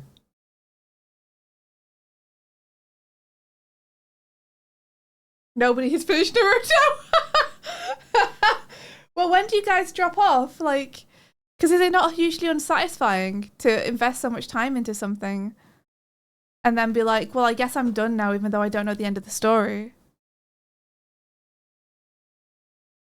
You know what's funny? What? I probably have similar issues that I have with Full Metal Alchemist as I do to Ender's File. Oh, really? How Where come? I like love the setup, love the world, love the characters, love all the ingredients, but the pacing for Ender's File, like, just it doesn't vibe with me. And I don't normally I don't normally watch like long play D&D stuff. Yeah. So that you've got the resistance of like D&D live play.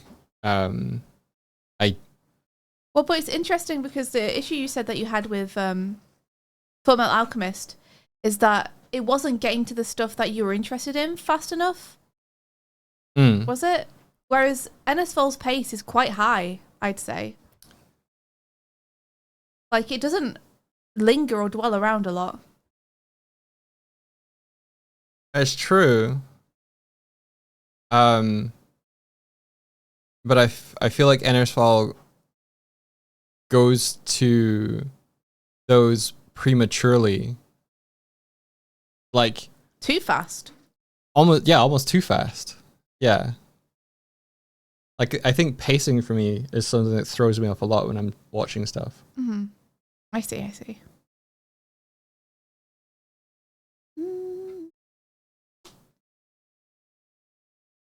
You kind of drop off on Naruto, forget where you get to, and decide to just rewatch it again. I think a great example of like good pacing but still episodic, because I feel like Ender's File is almost episodic in the way that it's presented. It's like there's these like little short form. Well, V has said that she wants to have like an arc every episode, like ideally. Yeah.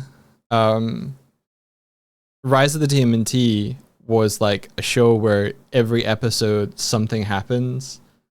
But sometimes the stuff is very low stakes. Yeah, but I feel like you have low stakes, high stakes stuff, and Ender's File is that as well. But Rise does a great job of giving you enough time to kind of familiarize yourself with the characters, and then when it does do the kind of like double episode high stakes stuff, you are like, oh no, my boys. are gonna have to fight who now, kind of thing. Right. Dog just wants to see murders, and look how long BOE took to get there. I don't just want to see murders. I want to see like. You want to see. I get it. You want to see a beach episode. You want to see characters spend time, hang out, and chill occasionally. Yeah. Or no? Yeah. No, it doesn't necessarily have to be a relaxed setting or like a beach episode. I think it's just more like,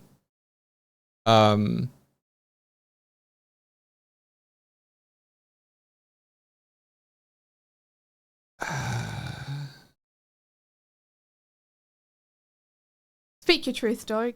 it's more like it feels like things are often left in this kind of unresolved state, but then when you move too quickly onto the next thing, that unresolvedness has to get like almost packaged into the next part, and sometimes like that packaging, like I want stuff like shit like that unpacked, so that when the characters then have to like move to the next thing, they like there was a lot of like meta jokes happening at the start of the first season, where it was like somebody just died and now we're going to a party, haha, that's hilarious. Yeah.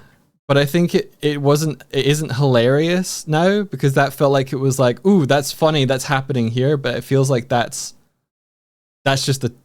every episode from then on. Like, I don't. Oh, is we haven't talked about this yet, or It just feels like there's trauma, and it's unresolved trauma, and then there's more trauma, and it's unresolved trauma, and then there's more trauma, and then it's unresolved trauma. But the characters are like being like, haha, we're still happy-go-lucky adventurers. Let's not think too hard about that stuff. And it just, there's like a, yeah, I don't know. Sometimes like I just want them to be like, hey, so that was crazy, huh? yeah, and talk about it immediately. Yeah. It doesn't have to be necessarily immediately, but it was just like, hey, that was crazy, huh? Almost happens like You want them to react to things. 6 episodes later. Yeah, right, okay. And then it's almost like less relevant, because the events are happening so quickly that it just feels like there's a little bit of a disconnect between present character. But I don't know. No, go on. I'm interested to hear. I'm just trying to understand, that's all. I want to make sure I'm getting what you're saying correctly.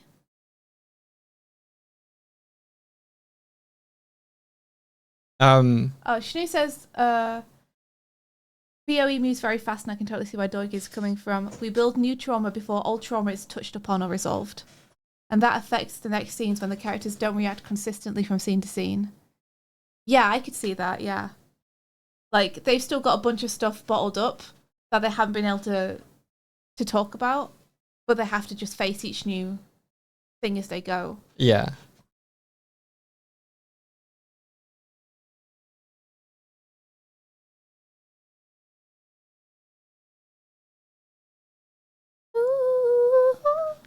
Dog is hungry for resolutions. I think it's important to have little ones dotted in throughout, right? Because, yeah, it is like, I can see how you would be frustrated with a story if, like, a huge big thing happens and then the plot just moves on.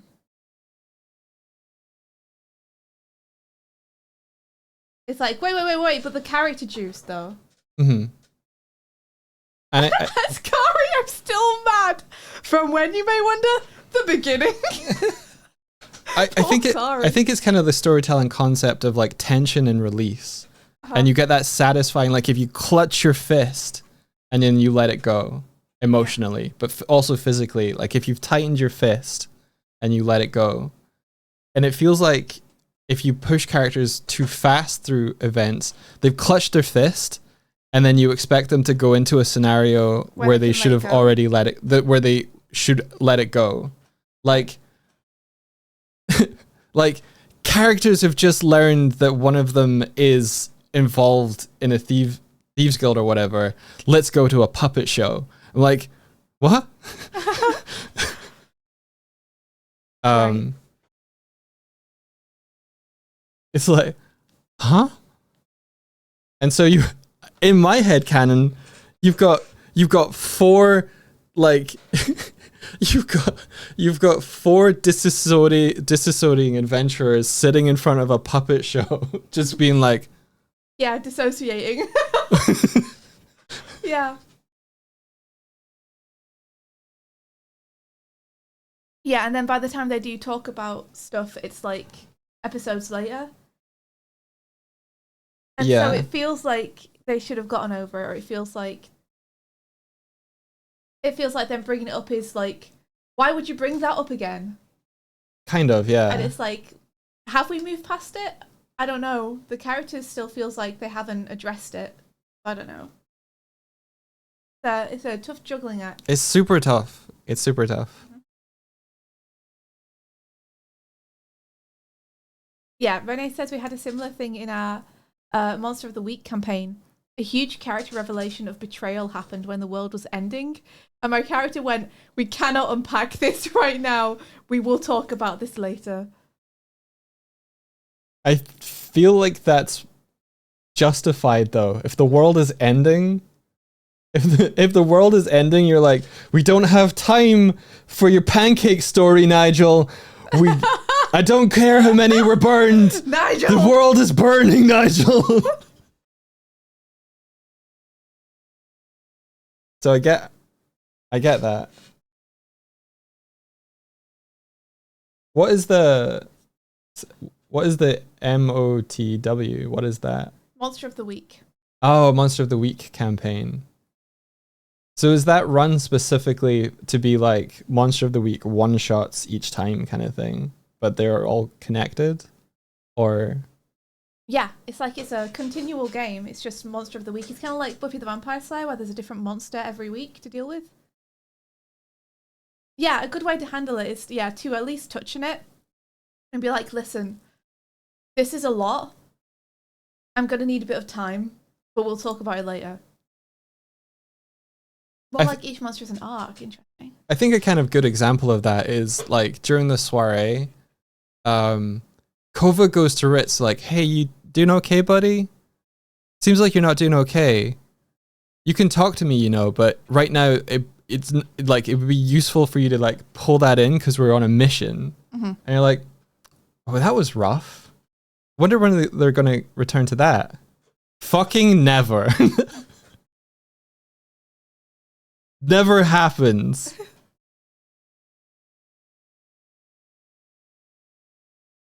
So what you end up doing is have a character going, I see you're being emotional right now. Fucking suck it up, dude.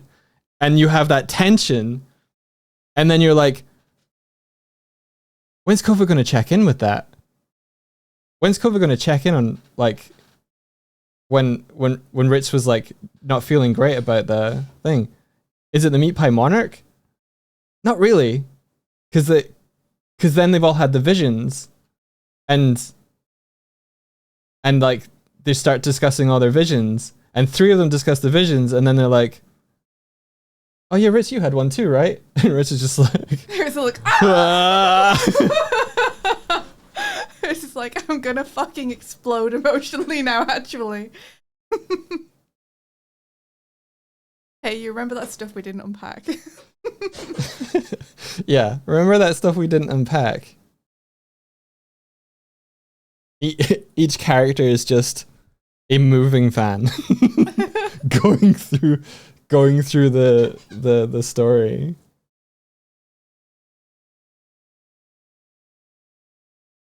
Yeah, it's difficult. I'm trying to find more opportunities to do that in game. You know, because it's a lot about figuring out and feeling out the pacing. I think. Yeah. Like what works for your group. Make sure that like everyone's getting the opportunity to weigh in on things and getting the opportunity to explore their character, and that we're also managing to keep a pace which is good and satisfying for V. So it's like I'm still figuring out when I can insert those things with it feeling good. Yeah. Like you want to find like the opportune, like the good opportunities to slip those unpack. moments in soon enough after stuff happening for it to feel like it makes sense. Yeah. Yeah. I remember you guys were like, we should probably talk about some stuff, and it was like around the point where you were like investigating the curtain call. I think you were like trying to see how much damages and stuff it was. I think it was the Ritz revealing visitor stuff combo. And I remember distinctly of being like, okay, so you've got 20 minutes for this until the break. Go. And I was like, oh fuck, 20 minutes to, okay, now or never, I guess. Now or never. It was sort of like, so hey guys, here's everything. And then everyone were like, huh. Okay, I guess we're gonna go do this now. I know, and I'm like, okay. Yeah, Ali, that's a really good way to put it. Shutting down character emotions in the moment is really rough for actual play because you have to just keep rolling after a point and revisits become jarring. Yeah. Yeah, that's like, but there's so many revisits we need to do for these characters because in the moment it just didn't make sense to unpack it then. I think Rennie is saying can't wait for the episode where the whole episode is around a campfire and everything is unraveling. Oh, I'd love an episode like that. And I genuinely thought that like the start of season 2 when it was like, okay, you've got 4 days of travel before you get to your next thing. What are you guys doing? And I was like, unraveling. And then 40 minutes later, it was like, they didn't. They didn't. Yeah, I'd love to have a campfire episode, honestly. It'd be awesome. Maybe I should suggest it to V. I don't know. After whatever this thing is happening with Kova happens, I feel like they're gonna fucking need one. It's like they didn't, and all the pixies are dead. And I'm like, oh my god, they're never gonna talk about it. Yeah. Yeah, and it's like you said, after a certain amount of time, going back to those becomes jarring. But then it's really rough because it's like this huge thing that my character feels very deeply about is never going to get talked about. So they're just going to have to carry that, you know?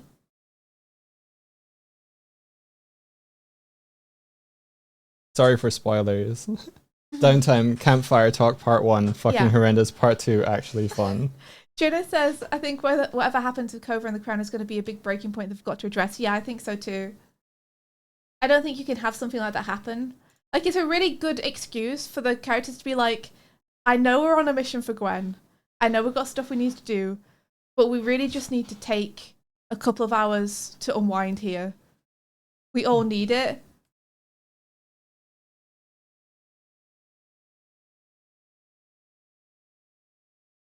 Downtime campfire talk part 1 fucking horrendous. Part 2 actually fun. Yeah, let's go again. Let's try it again. But this time we'll do it. We'll do it good. I am sorry if this time it won't just be Kari trauma hour. I'm sorry if FMA Brotherhood. I made the comparison between like the pace and stuff. I'm sorry if this is like, I don't know. Unwarranted. I don't know. Every time I say something like this, I get suddenly self-conscious, and then I'm like, at all, as you would say. Yeah, actual moments on Kari was close to bouncing out. Oh, I want to know like when all of those are. Kari, please don't leave me. Kari, no. Ritz needs you. But yeah, I genuinely like it like. When you were looking forward to the downtime, right? Like if you've got these like tension release peaks and troughs, you're like, cool. They're on a car and they're just gonna like go into a valley for a little bit, and we're just gonna, I don't know, as you were doing as Ritz and stuff, like, Hey Wick, do you think I could pick up this rock? Which somehow fucking came back narratively. Amazing. Yeah. Like, Completely unintentional, but very funny that it happened. that was awesome and insane. Of just like, hey Wick, do you think I can pick up this rock? Whatever, Ritz. Hey Wick, I need to really pick up this rock right now. Like nat 20. Fucking amazing. Top 10 anime moments when Kari nearly bounced and the fly will surprise you. Yeah. Yeah, I need to know. The rock path made you happy. Yeah, me too. What the hell, right? The joy of things emerging naturally in improv campaigns like that is freaking cool.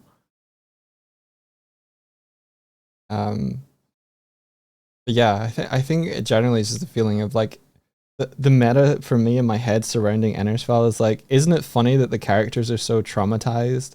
And it's like, it starts funny, but you expect the trauma to be addressed and unpacked. well, if you don't resolve trauma, then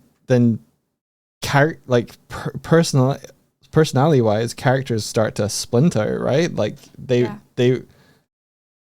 like,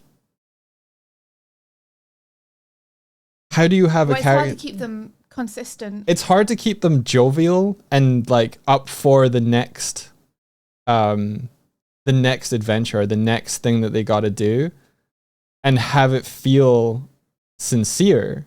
Yeah. Like you're continually battling with, damn, like I've just witnessed a creature burned to death, like Carrie did. Mm-hmm.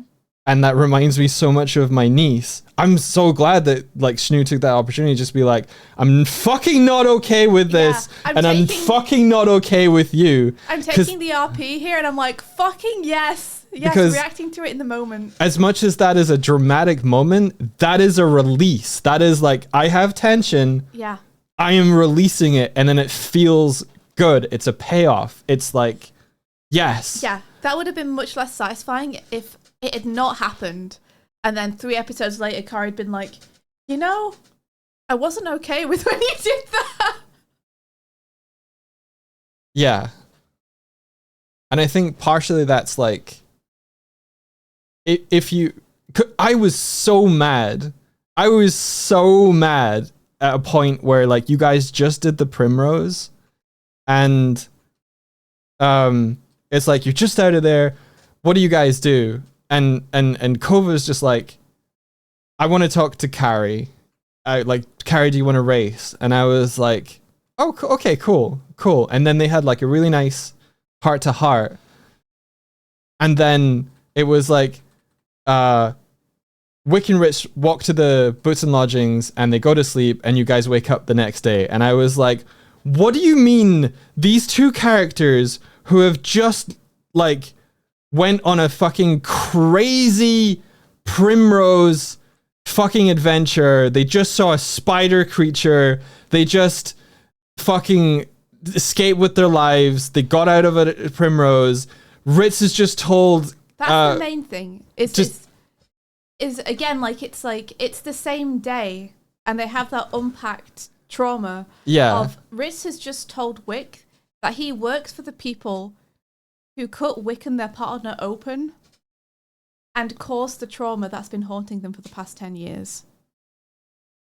What do you mean they've just walked for 40 minutes in absolute silence, gone to bed, and had a great night's sleep and woke up the next day? Like, I'm trying to like suspend my disbelief here. Yeah, they didn't really have the chance to talk about the visitor stuff. Which is why, like, when Wick and Ritz on the float, and Wick notices Ritz's uncomfortability with being on what is essentially a rolling stage, and they have that convo then, was really satisfying. Yeah. But like, this was after Wick has lost Alador. Like, it's like, okay, we have to sort of unpack Ritz here, but like, Wick didn't get really a moment there to to lean on Ritz. I'd be like, fuck, I just lost my kind of best friend father figure. Like, and now we are in the car and Wick is just like, I'm going to sleep for 4 days. Yeah. And not Which, think you know what, about, fair, but and not think about anything ever. ever again. Yep. Honestly, I support you, Wick. I feel that it was super real of Reb to be like, in real life, I am tired, I am moving, I want to sleep. Yeah. And my characters just went through a So much. huge race and like my best. Lost someone one of the only people they are connected to from Yeah. their past. So I think Reb was just like, I'm asleep now. Yeah. You guys do whatever. Yeah, do whatever. Wick's asleep.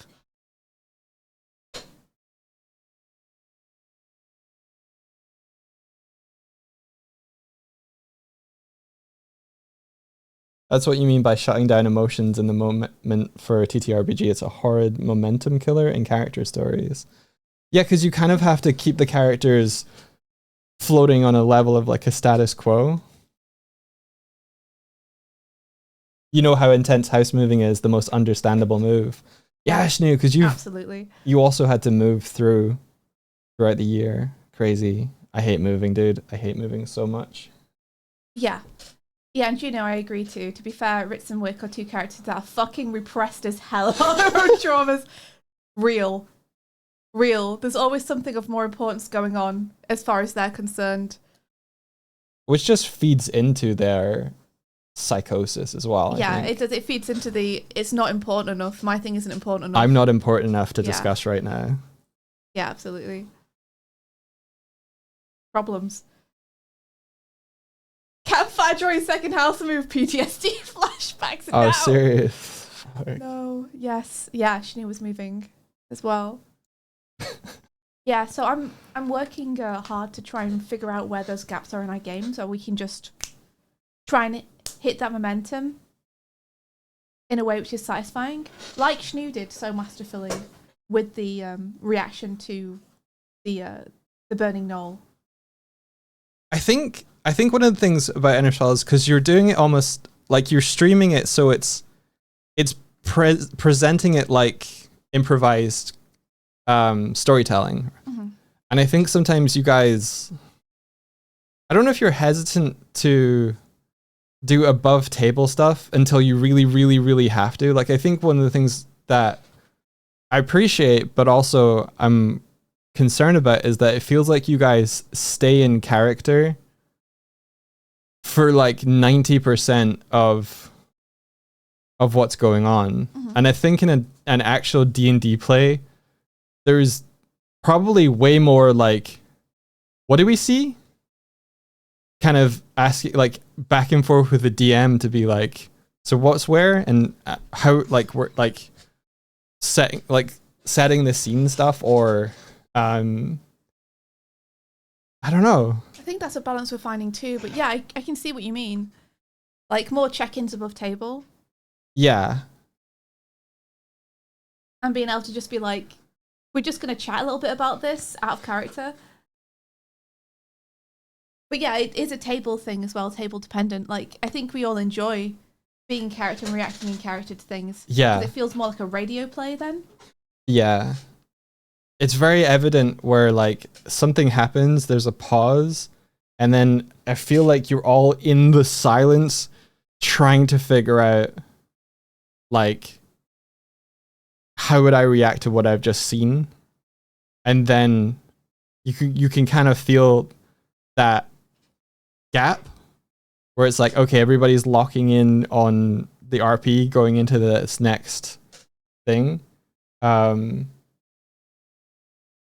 Honestly? I think that makes it kind of tricky in some ways, because you're like, I'm about to react to this, and then whoever goes first after that initial stimulus is then, okay, whatever I thought up, I now have to instead react to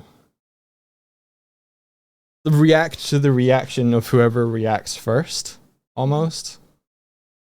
I mean, to be completely honest with you about those moments, it's more for me that the moment happens And then I don't always want to be the first person to step in. I want to Mhm. give people room to react, especially like players who need a moment to think, or players who don't often get a spotlight or are quieter in session. Yeah. Like, I don't want Ritz to be the first person to react to everything all the time, because then I'm just bogarting the session. So a lot of the times things happen and I wait to see if other people are going to react to it to give them the space to. Mhm. And then I hop in. But sadly, often end up hopping in over the top of someone by accident anyway, because we just don't know when people are going to talk. Yeah, that's tough because I think a lot of tabletop roleplay, a lot of stuff is perhaps also visual. You can see when someone's about to say something, but you can't hear when someone's about to say something. Yeah, but also, just in terms of what you were saying, I feel like situations happen, and then even if my character has a strong reaction to it, if another character has a strong reaction to it, I feel like part of being a good role player and scene partner is to play that out with them and let them take the spotlight and have the moment and like talk about what their character is feeling and respect that. Which means it often feels like kind of wanting to take turns. Yeah. Like showing how your character feels about something. And sometimes if like there's one reaction that we're playing out, there's then not time for Ritz to go, oh, and I also feel like this at the end of stuff. So, you know, it gets pushed down in terms of the character, because it's like, well, we're focusing on this character's reaction to it. But I think maybe that's the thing where we as a group need to learn to react as a team to things more.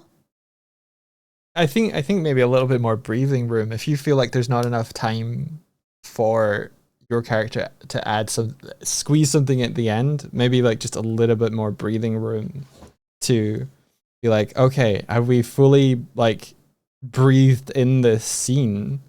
Are we all ready to move on? Yeah.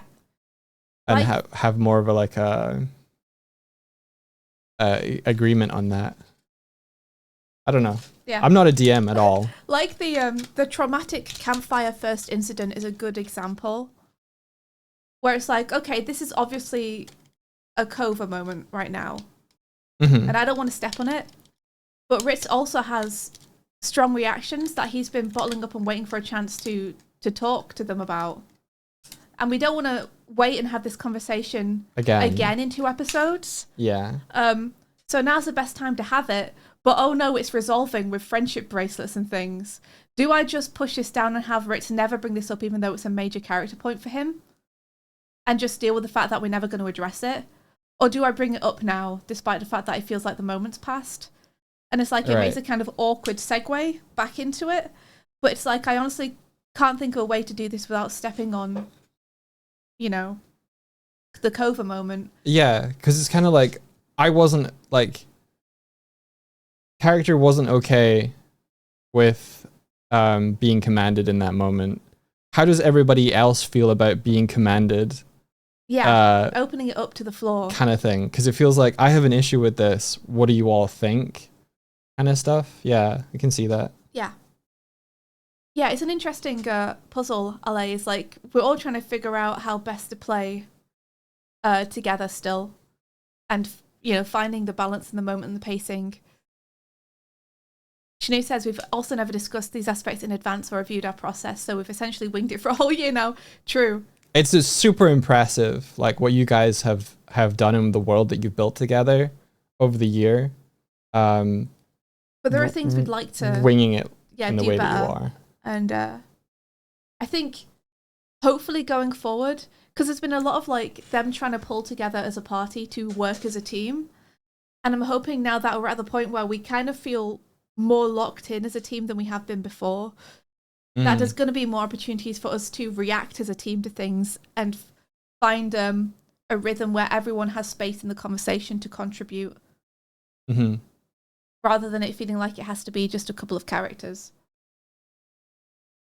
Yeah. Because that'll make it easier to unpack things if every character can just say how they're feeling about it and we can talk about it as a group.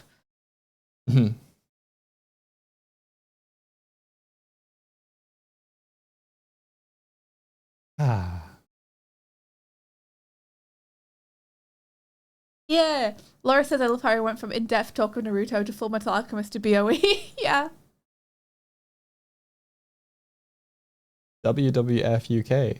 Is that the pandas or is that the wrestlers? The pandas are the wrestlers. Speak now. I guess it's WWE now, isn't it? Juno says, I think honestly it works in character too. Being an adventuring party like this is a new thing for pretty much all the characters, so they've got to learn how to talk about these issues as a group rather than just one by one. Agreed, yes. Yeah, it is very meta in that way.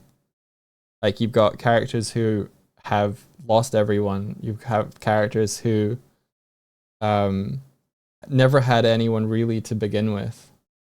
And then characters who've only ever really had one person or a few people. And then you have one character who has walked away from everyone that they really know because of some kind of like higher purpose. And then you've got all of those dynamics slamming together. You smell what the panda is cooking. It's the pandas. Nice.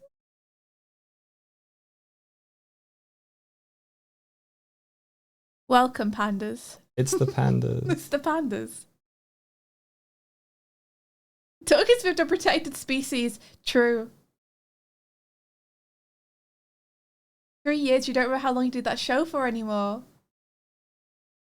Yeah, when you were on the podcast, you mentioned you were playing with a lot of old buds. You figured out a good balance over the 2 years. Was that like a D&D podcast, LA?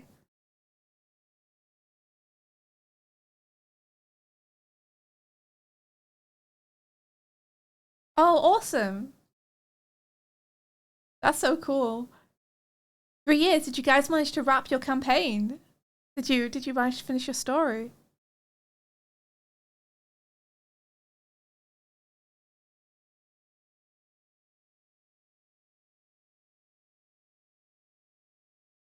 The character is so cool. Wow! Tell her whose cleric you were. Okay, yeah, tell me. You're avoiding me too descriptive because your dead name is all over it. That's totally fair. That's totally fair. Only share what you're comfortable sharing.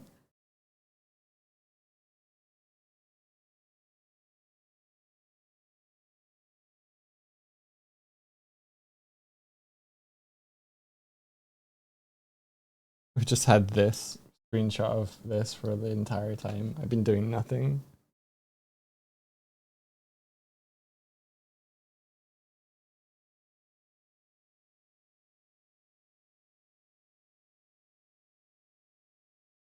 I make just a... Your cleric was for Bahamut and was a major nerd for dragons overall. Wait, I don't know Bahamut. Is Bahamut a dragon? Tell me. Tell me.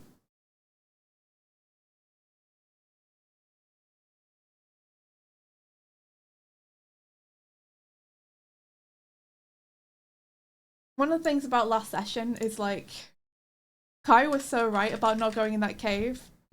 But we did save someone. Like, we found the dwarf. You didn't save them though. No. But we did like help. We are gonna help someone, but also Kari's gonna be so like, yeah, she was right. She was so right.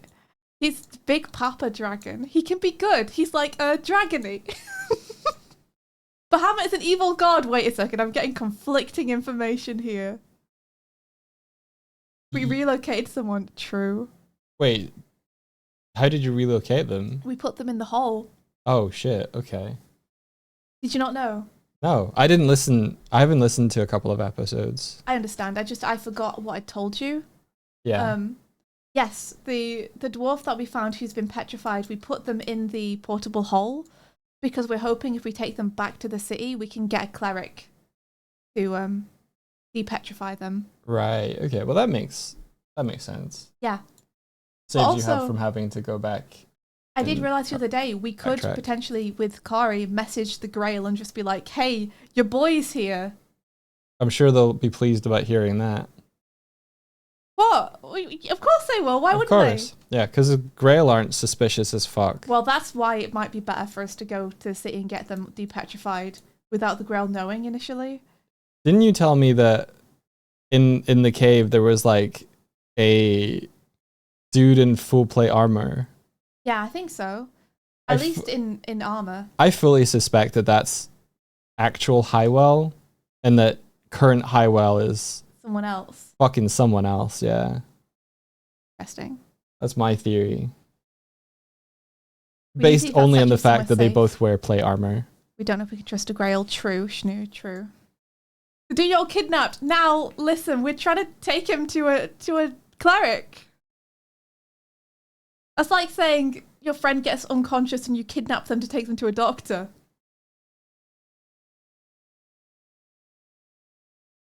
I thought you guys would have had a way more interaction with the Grail while you guys were in Ennerswall. Me too. They We felt haven't kind got of to- like fleeting. We haven't got to see much of them. You've been thinking maybe we bury the statue body near Big Boy's place. Oh, I'll try something fun in game too. Yeah, I don't know how Ritz would feel about leaving them. I was really surprised that after the poetry competition, there wasn't more Grail interaction there. Well, they went to the signing, but I think Wick and Kova left before that happened. Yeah. It was like, why would you leave? Why did they leave? I don't remember why I they think left. it was just more convenient in terms of the flow of the session for them to just be meeting up with the rest of the group at the beginning of the next session.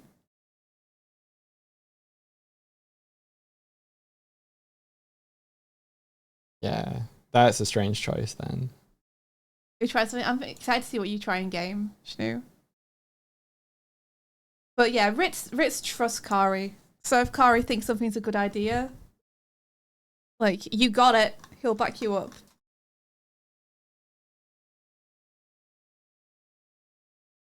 Can I pick up this cube? Can you pick up this cue? This cube doesn't know She needs a win from this cave. I bet she does. Man, I bet she does. main object, main collider are none. Because yeah, what we got was we almost died. Kova's now cursed. And that's apart from that, like, we found some people who need help, but we can't necessarily help them yet.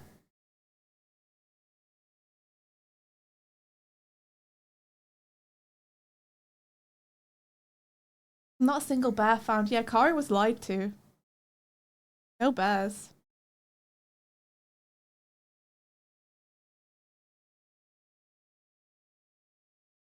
Work there. What did you lured Carrie into the cave because you promised there would be bears? Yeah, it was a very funny RP moment. Like, everyone was trying to convince Kari to go into the cave. You know? So some levity. That's good. And nothing was working. None of the, like, oh, Kari, I've never been out of the city and this is my only chance to see something like this. None of that was working. And then Wick goes, there might be a bear. And Kari's like, okay.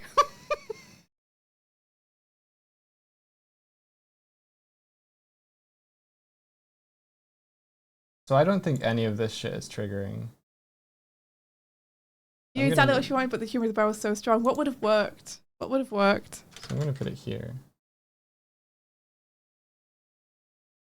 Maybe statue people with Harry under the armor. I like how much Carrie is like a jokester underneath Right? everything. It's so cute. Such a nice contrast to like the outward like appearance of like stoic, you know, muscle mom character who's Yeah. like, I love a good pun. Yeah. It's so fun. You always feel like you're on, like, I don't know, you feel like you're on thin ice, but Yeah. she's just a little jokester. Yeah, it feels like when you're in an interaction with Carrie, you guys are both going down the rapids on a raft, and you're like, you expect her to be like even-footed and like I'll keep this raft balanced. Don't worry, we're gonna make it. And then you just see the smirk, and she goes, "I'm gonna fucking kick down with all my might on one side of this raft." It's gonna push you in, this little fucker. It's like, ah! I will tip this boat. I'll turn this boat around, guys. Also, I'll throw you out of it. Yeah, I love it. It's very fun. Okay, imagine a scenario. Mm-hmm. Okay, it's a rope bridge. You're all going single file across the rope bridge. Mm-hmm. Okay. Yes. Carrie is at the back. Yeah. Everyone see else it. is in front of her. Yes. You're going along, and the bridge shakes like someone has just jumped up and down on the bridge. Yeah. You all turn, and Carrie is just like stone faced of like, Careful. yeah. I think the winds are strong here. Carrie's the one that fucking jumped. Yeah. Oh no, it's an earthquake. Carrie's the one that jumped, but Carrie's also the one that scanned the entire bridge ahead of time, checked all of the ropes at one side, and went, I can jump. Yeah. I can jump on this bridge. This bridge will survive a jump. Yeah. And that's the schnewness kind of get going into Carrie that I really appreciate. You're so right.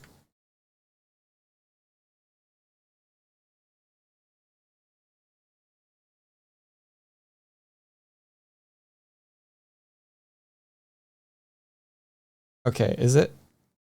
Yeah. Going to populate.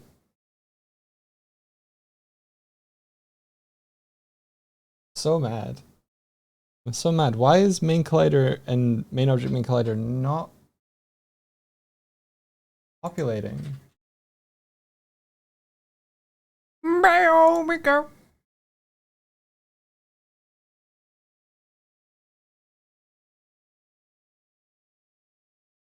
I feel like I need to adjust my Fugi for next session so that he's not so happy. I was like, going into season 2, like, we've got a clean slate, this is going to be great. And then episode 1, 2, and 3 happened of season 2, and I'm like, he can't be this happy. Can't. Always tricky to play a more stoic character, but it's been fun figuring out that balance of humour. You're really nailing it, Shnu. Yeah. I love it. Like, Ritz is trying to figure it out. he's like, how far can I push this? When am I in trouble versus when am I not? I think you guys needed a bunch of release downtime at the start of season 2 to ramp up again. Yeah. I feel like we definitely need like, not like downtime, but we need a break to address this stuff after the Kova curse happens. Like, whether that's a campfire or like going to the swimming hole. Yeah, like or the whole just on the cart, like something. The whole kind of like Wick giving up the water breathing ring to help fund, well, to help Ritz directly, but then help fund the curtain call. Yeah. And then loop that around to, okay, we have a bit of time. Wick, do you want to learn how to swim? We all need this. Yeah, like it's like spend 2 hours while on the road. Do a little learn to swim, have the characters be able to just breathe out, I think is what I am hoping for. Yeah. When I was listening. But I didn't hear the episode. I think you told me, because Swift and I walk, so I'll be like, so how was it? And she'll tell me some stuff. So I only know a little bit of episodes 2 and 3 of the second season. And you were saying like you found a place where you could swim, but yes, didn't feel like there was. It wasn't the time. Like it wasn't the time. Yeah, like in narrative, they were all going to find Svante because they were worried about him. Yeah. And Daisy was worried about Svante and really wanted to find him. Yeah. And had just lost her entire people and everyone she knew. So it wasn't a time to be like, let's take a break on the way and go swimming. Yeah. But it was a time to be like, oh, there's a swimming place here. Wick, can I teach you at some point? Yeah. Maybe on the way back. The fun time was the 4 days travel. Mm-hmm. That to me was like, you have to you have to travel for 4 days. So this is like there's really the bookends of this is like serious stuff, 4 days of travel, bookend at the end, and I almost feel like by rushing through those 4 days to like almost one activity per day,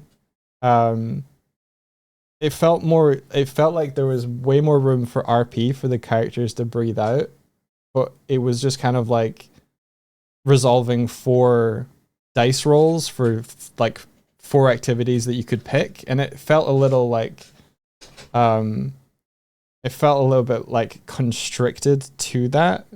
Like I think the first day it felt like you guys were going to start RPing, and then it kind of quickly became, oh, you get to kind of choose one thing that you're going to do, and then you might pass fail kind of thing. Like I was kind of weirded out where it was like in my head it sounded like Kova and Ritz were making outfits together, and then I don't know if it was like a slight miscommunication, but it was like Kova made his outfit on the first day and then helped Ritz make an outfit on the second day, and I feel like flow wise it would have felt kind of like better if they'd done that together at the same time so they could bond over like that shared experience, but it was almost like separated. I don't know if that was in part because you were trying to also read the ledger and dice rolled for that. I don't know if it's like because I'm not a DM or whatever. I don't know if that's like a kind of gamification rule thing of like, okay, you get to kind of pick one thing during like long rest or whatever. It was kind of effectively felt like 4 long rests between setting out on the journey and then arriving at the pixie camp or whatever. But I think there was scope there to put in some low stake adventures. Right, yeah, in the 4 days. Yeah. Just to hit what you were saying, I would have been totally down to do a little bit of RP conversation during them making that, for sure. Yeah, because it never really felt like Kova and Ritz got to talk. So all of the subtext of like them bonding over making the outfits together, we didn't really get to experience that. So it's kind of like It doesn't feel like it happened. Yeah, because of the bonding. I remember the illustrations you did of like everybody in the car and Ritz kind of sprawling out across everyone, and it's like that's lovely, that's awesome, that shows what's kind of in your heads, but that's outside of play almost. Mm-hmm. It's like that play needs to happen outside of the serious business of interacting actually with one another, talking to one another. So there's almost like a weird sort of like, I need to squeeze this in to make sure people know that this is how Ritz would interact with them, rather than I get to experience how Ritz would interact with them, with Swifty just being like, you know, I blaze across Wick, I'm leaning against Kari. Like there is moments where you get that, like the beautiful conversation between Kari and Ritz, where they're like comparing, like that illustration you did where you haven't listened to that conversation. I haven't listened to that conversation. So I probably should, but yeah, I did make sure that I put some of his mannerisms in that, because I knew like you gotta squeeze it in when you can. Yeah. Maybe a bruised Fugi if you have enough time, Spoon says Shnu. I'm on it. No, 100%. It's kind of fun to do an adventure in the morning like that, because it's like, oh, the characters are so spent and the day's just beginning. Yeah. It's gonna be interesting. Maybe do a poll or something. How much of the current NFL audience, thanks Roadcaster. I've got captions, and it just said the NFL audience back to me inside of OBS there. It's funny. You're not seeing that, but yeah. I would be interested to know if there were people who felt similarly to the way that I'm expressing, because I've only really like thought about this myself. Yeah, I understand. You want to be careful because you never want people in the campaign to feel like you're criticizing. I don't want to backseat it. Yeah, Yeah, no. Yeah, but like it's a piece of media you're consuming. You're allowed to have opinions about it. Like any other show. You know, just so long as you're not being disrespectful towards the people who are doing it. I don't know. It's an absolutely tough gig to have 4 improvising players and wrangle those cats. That and do it consistently. That shit is super difficult. Mm-hmm.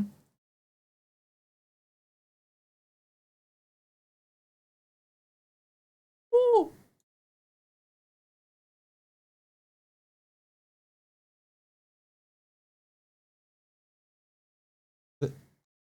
Why is this stuff not happening? I'm gonna put a debug log here. Is this even happening?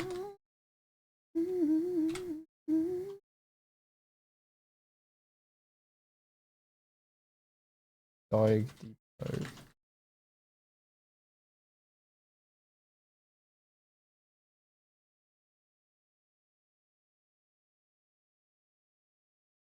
Ishnu says definitely tough. You're dealing with energy levels, the mechanics and pacing of the game, and trying to RP improv between it all. Exactly. Like, when do you get those character moments in? When do you just have to let the game flow? Because, like, obviously you're driving towards something narratively. Yeah. You know, I think you're very good at that, Shnu. At balancing, like, at not even balancing, but like assisting the flow and the pacing. Knowing when to, when there's space for the moments.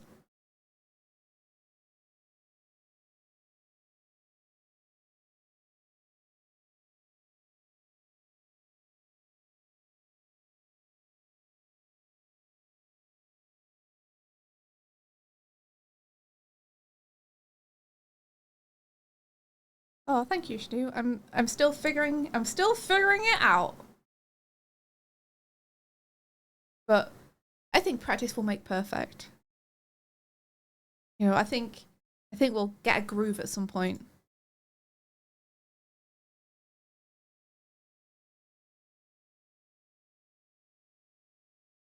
I think you're all too polite to one another. That's what I think. I mean, you might be right, but then the alternative to that is like stepping on people. No, I don't mean that. I mean like you're like, You don't mean in terms of the pacing of the RP. it's the quiet politeness. It's like, how to describe it? Oh, thanks, Shnu. I don't want to always, like, I don't want to drive a ton of them, though. Like, I want to make sure it's, like, equal between the characters. Or at least, like, more even, you know? Like,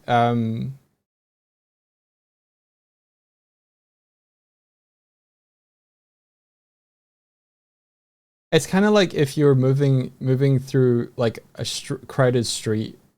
You ever notice that when you are like you need a shit stir. You ever noticed when you are like walking through a town or a street, there's a rhythm to the way that people move, and it changes from place to place. And if you've been in a place for a long time, you kind of you get that sense of that rhythm of when to move and when to push and pull. And then when you go to a new place, you have to kind of relearn that again. This is my metaphor, everybody. Well, I currently live in a place where there's often a bunch of people who are visiting, and it's got this kind of touristy feel. So the pace is just super fucking slow. And I'm not about that. I live here. I've seen this stuff. So I'm just trying to go from A to B. Where am I going with this? You were talking about you were trying to find the correct way to express your feeling that we are too polite to one another? Yeah. Because you didn't feel like you were being specific Yeah. enough. It feels like if you guys obviously have some times where you want to get from like A to B, but each one of you is like a tourist inside the campaign, and you're almost like letting other people in front of you of like, do you want to go that way? But they haven't expressed that they want to go that way. You're just kind of figuring maybe they'll want to go that way. And then I don't know. It's hard to describe. It's Are you like saying that we're leaving space for one another preemptively? guys, kind of. Oh, Merkman says it's very on brand for Ritz to be so outgoing after all. That's true too. It's like it's also balancing the character, you know? Where it's like, I don't want to jump in all the time. Ritz always wants to jump in. And so like I have to try and figure out when I let him.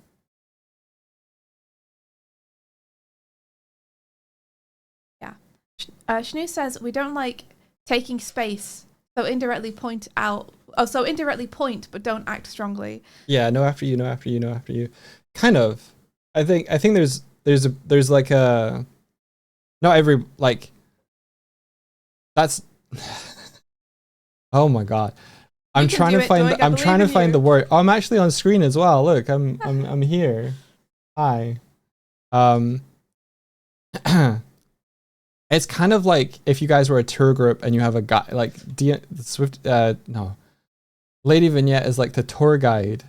Sometimes the tour guide who's like already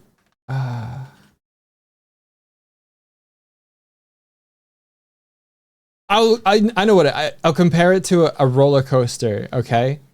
It's like when they tell you on a roller coaster, keep your arms and legs inside the vehicle at all times. And each of you are like, okay, we'll keep our arms and legs inside the vehicle at all times. But sometimes to have the most fun with a roller coaster, you need to put your hands in the air and be like, woo! And it's like you're kind of all like politely sitting like you're supposed to. And sometimes I think you need to like be like, oh, I don't want to be combative or argumentative. Like it feels like this is happening now, but it's sort of like you don't have the agency to be like, I don't want that to happen because of these reasons, and it's constructive and actually goes with my character actually. And then you're almost too polite to be like, hey! When your character would absolutely be like, no! You know? Like they're too polite to be, oh, I guess it's going that way now. And I think part of that is like you don't want to like break the flow, but sometimes the immersion almost gets lost because the flow follows. I don't know. It's tricky. It's tricky to balance. Mm-hmm. So I don't really know what I'm saying. I don't really want to give specific examples. I feel like you do know what you're saying. I do know the type of stuff I'm talking about, but if I go into super specifics, then it will get muddy. Mm-hmm. But I do feel like there's more there's bandwidth, I feel like, in the game to be like, fucking what happened? Wait a minute, let me understand that for a second. Okay, can we kind of reason this out a little bit? And then get back in. Sort of thing. All right, hold on. I do need a specific example.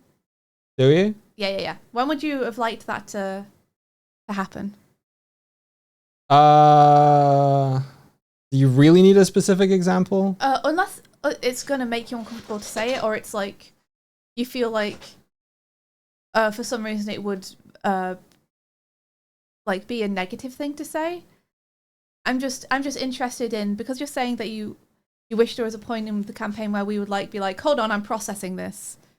Let me just reason this out above table. Okay, I'm just wondering when a good time. I'll give you a good long ago example, because like there's fuck all anyone can really, I don't know, get mad about for this one. Well, we're saying it in a constructive way, right? Yeah. So I don't see. Yeah, you can say constructive things and people can still get mad. Yeah, I guess. Yeah, you're right. Okay, so I'll give you an example. There was a time when you guys were talking to Moira, and Wick storms off and Ritz follows them, and you guys were having a conversation in a moment, and then I think one of the other two characters started talking to you in that moment, and it was like, hang on, you almost kind of materialized, and there was kind of a moment where like it's like, oh, now this character has gone from being like in the room interrogating Moira. I think they maybe like talked to Candor almost as well on the way out, because it was like, wait, we've just teleported, but I actually wanted to do other stuff. And then there was almost like a kind of like trying to resolve that, because character wanted to do something in the moment, but they actually weren't there able to do it. But then it's sort of, rather than resolve it in a way where it's like the two characters who were having the interaction get to continue having the interaction, it then has to resolve for allowing the characters who wanted to teleport to then have that interaction, resolve how they got from where they were to where they are now, in order for them to then have the interjecting reaction. And I think in that time, it should have been like, you're not in this space right now. Fucking wait your turn. If you know what I mean? I got less constructive at the end there, but it's like... So what you're saying essentially is, because that just sounds like an instance in which there was like just a little bit of a misunderstanding. Yes, for sure. It wasn't like... It's not really something you can necessarily control, because it's just that wires got a little bit crossed about where characters were. But I think in when the politeness got too polite was that like, okay, now you're here and now you're saying this thing.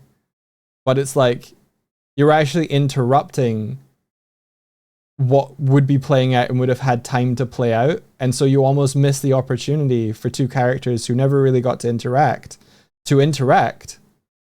And then we miss that, and then it keeps going. And I think as a player, I think the politeness is like, oh, I guess you're saying this now. Now I'm reacting to this. As a good player, I'm reacting to this and letting this happen. But not as a polite player, I'm letting this happen. But as a good player, I'd be like, give us 5. I want to talk about this or something, or like, you know, go to the DM. Hey, how long would it be between them storming out, them having that convo? Do we have the scope to have a bit of conversation before before this happens, and then we can pick up the flow? You know what I mean? Like a good player is like, let's maintain like the consistency here, and not let's politely allow character to, you know, change the flow of what was happening. So there's an example for you. Okay.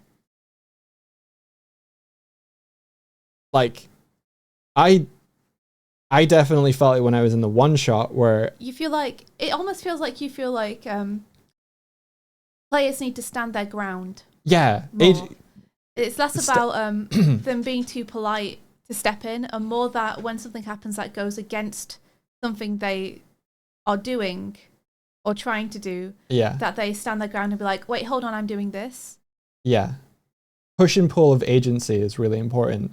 Maintaining your own agency as a player is super important, because if you kind of find that your character is forced into situations that they necessarily wouldn't want to do, or you didn't think they would find themselves in, if you continually allow your agency to be overridden, it changes your character from what you intend or what you're hoping for. And that's not so much. Yeah, it's being like trying to be a polite and considerate player ends up making your character seem like they are passive.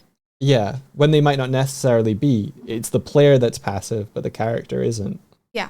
So you're it just trying creates to be a good scene partner. Yeah.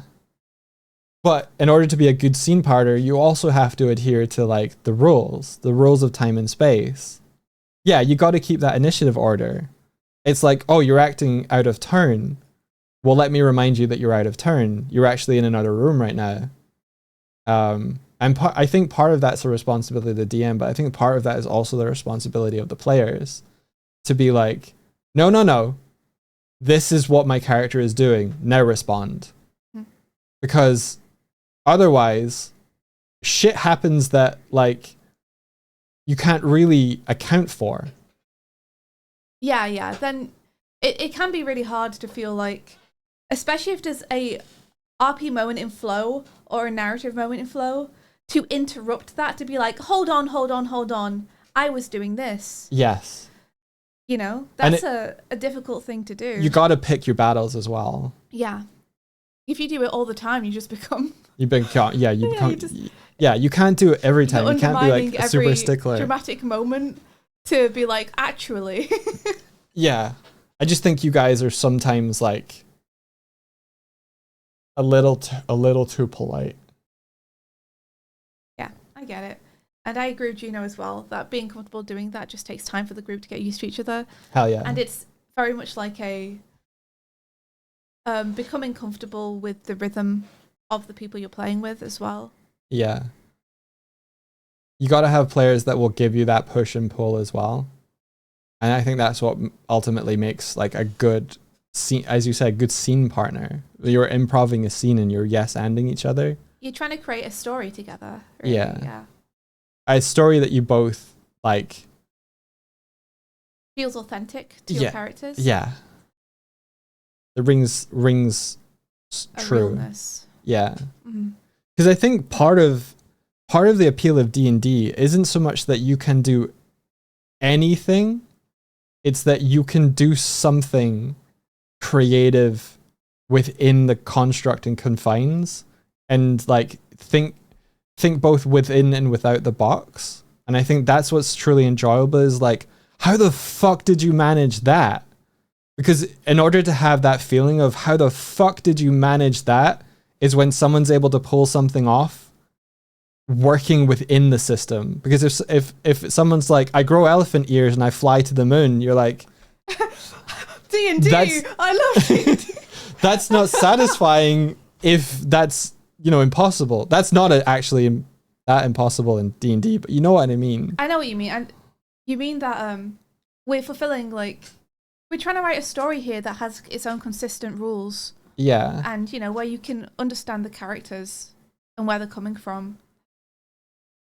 Yeah. And so you can't just do anything all the time.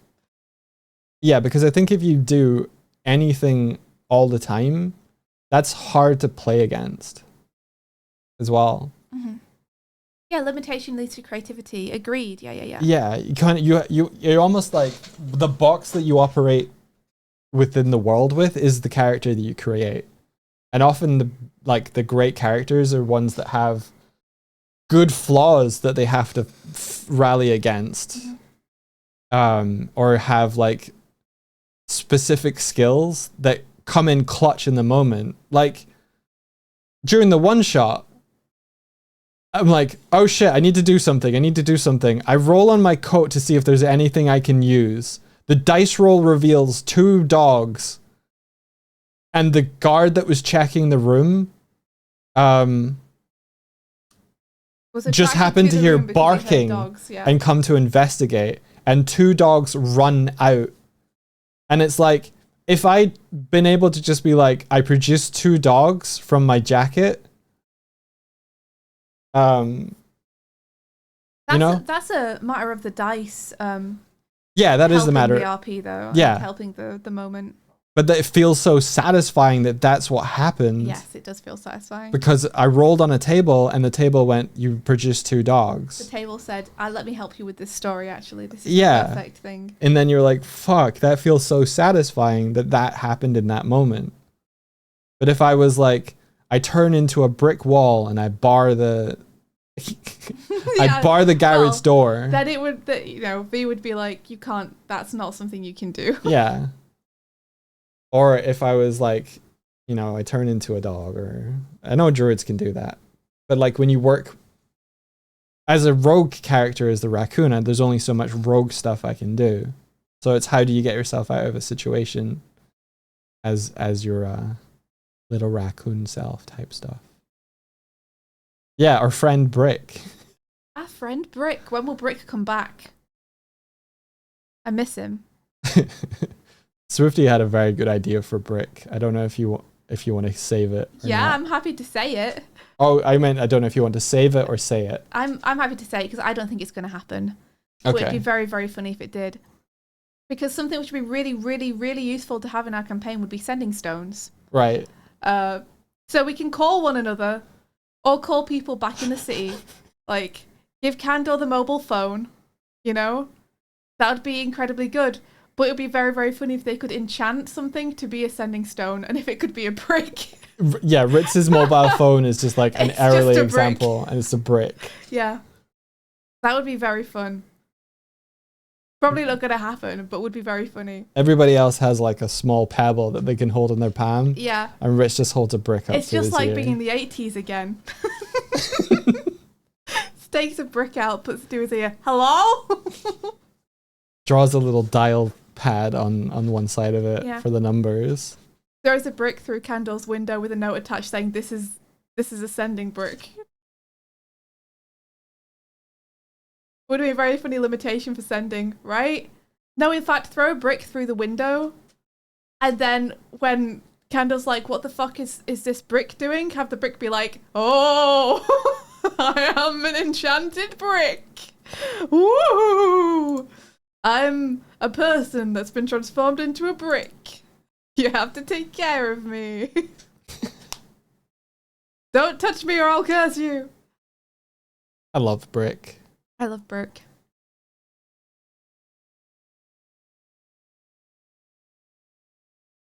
Tuned in secret Bricky lore. Woo, be careful. You might learn about Bricky's mysterious backstory.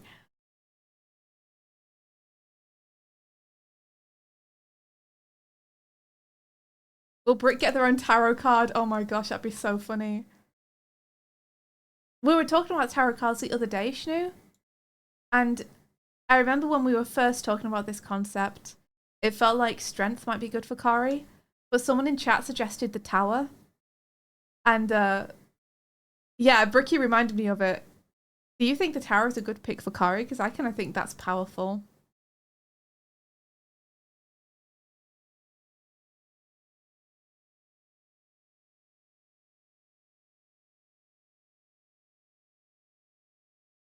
Okay, that is happening. Oh, nice. I don't remember if you were there for that conversation. You might have been, Shnu. So I might be asking you something that you've already talked about.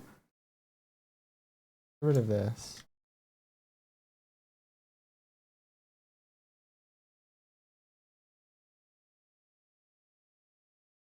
I'm so bad at remembering what's happened when. It's awful.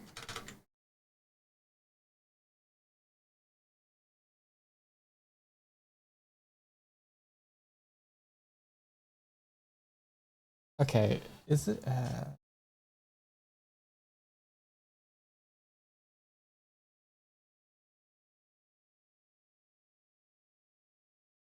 Maybe keep a journal.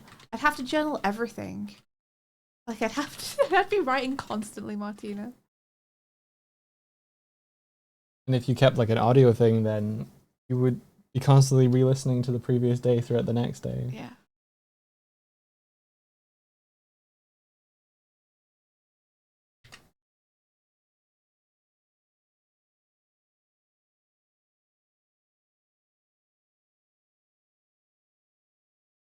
Know that thing where I had the thing that said, is Tess cube? Hmm? I'm bringing it back. We might have to go, Doig. It's like midday. Oh shit, you're right. Okay.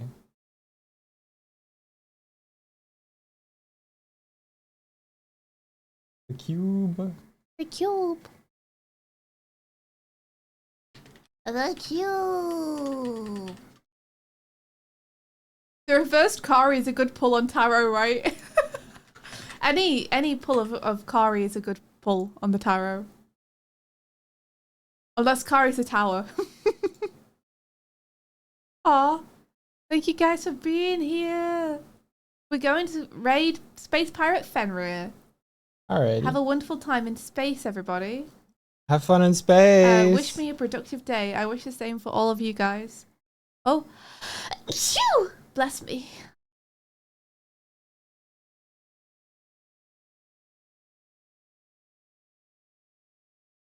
Wahoo! Wahoo.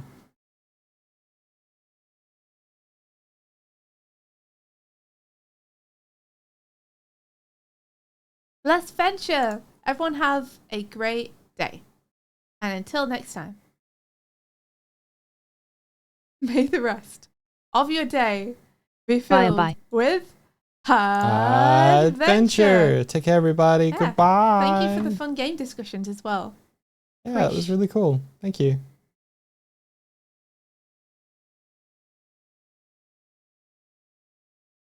We raiding? I think we're raiding. Are we raiding? We raided. Thanks, VOD Squad. Hope you had a great time. The password today is Raspberry Ripple. Raspberry Ripple. Take care, everybody. Goodbye.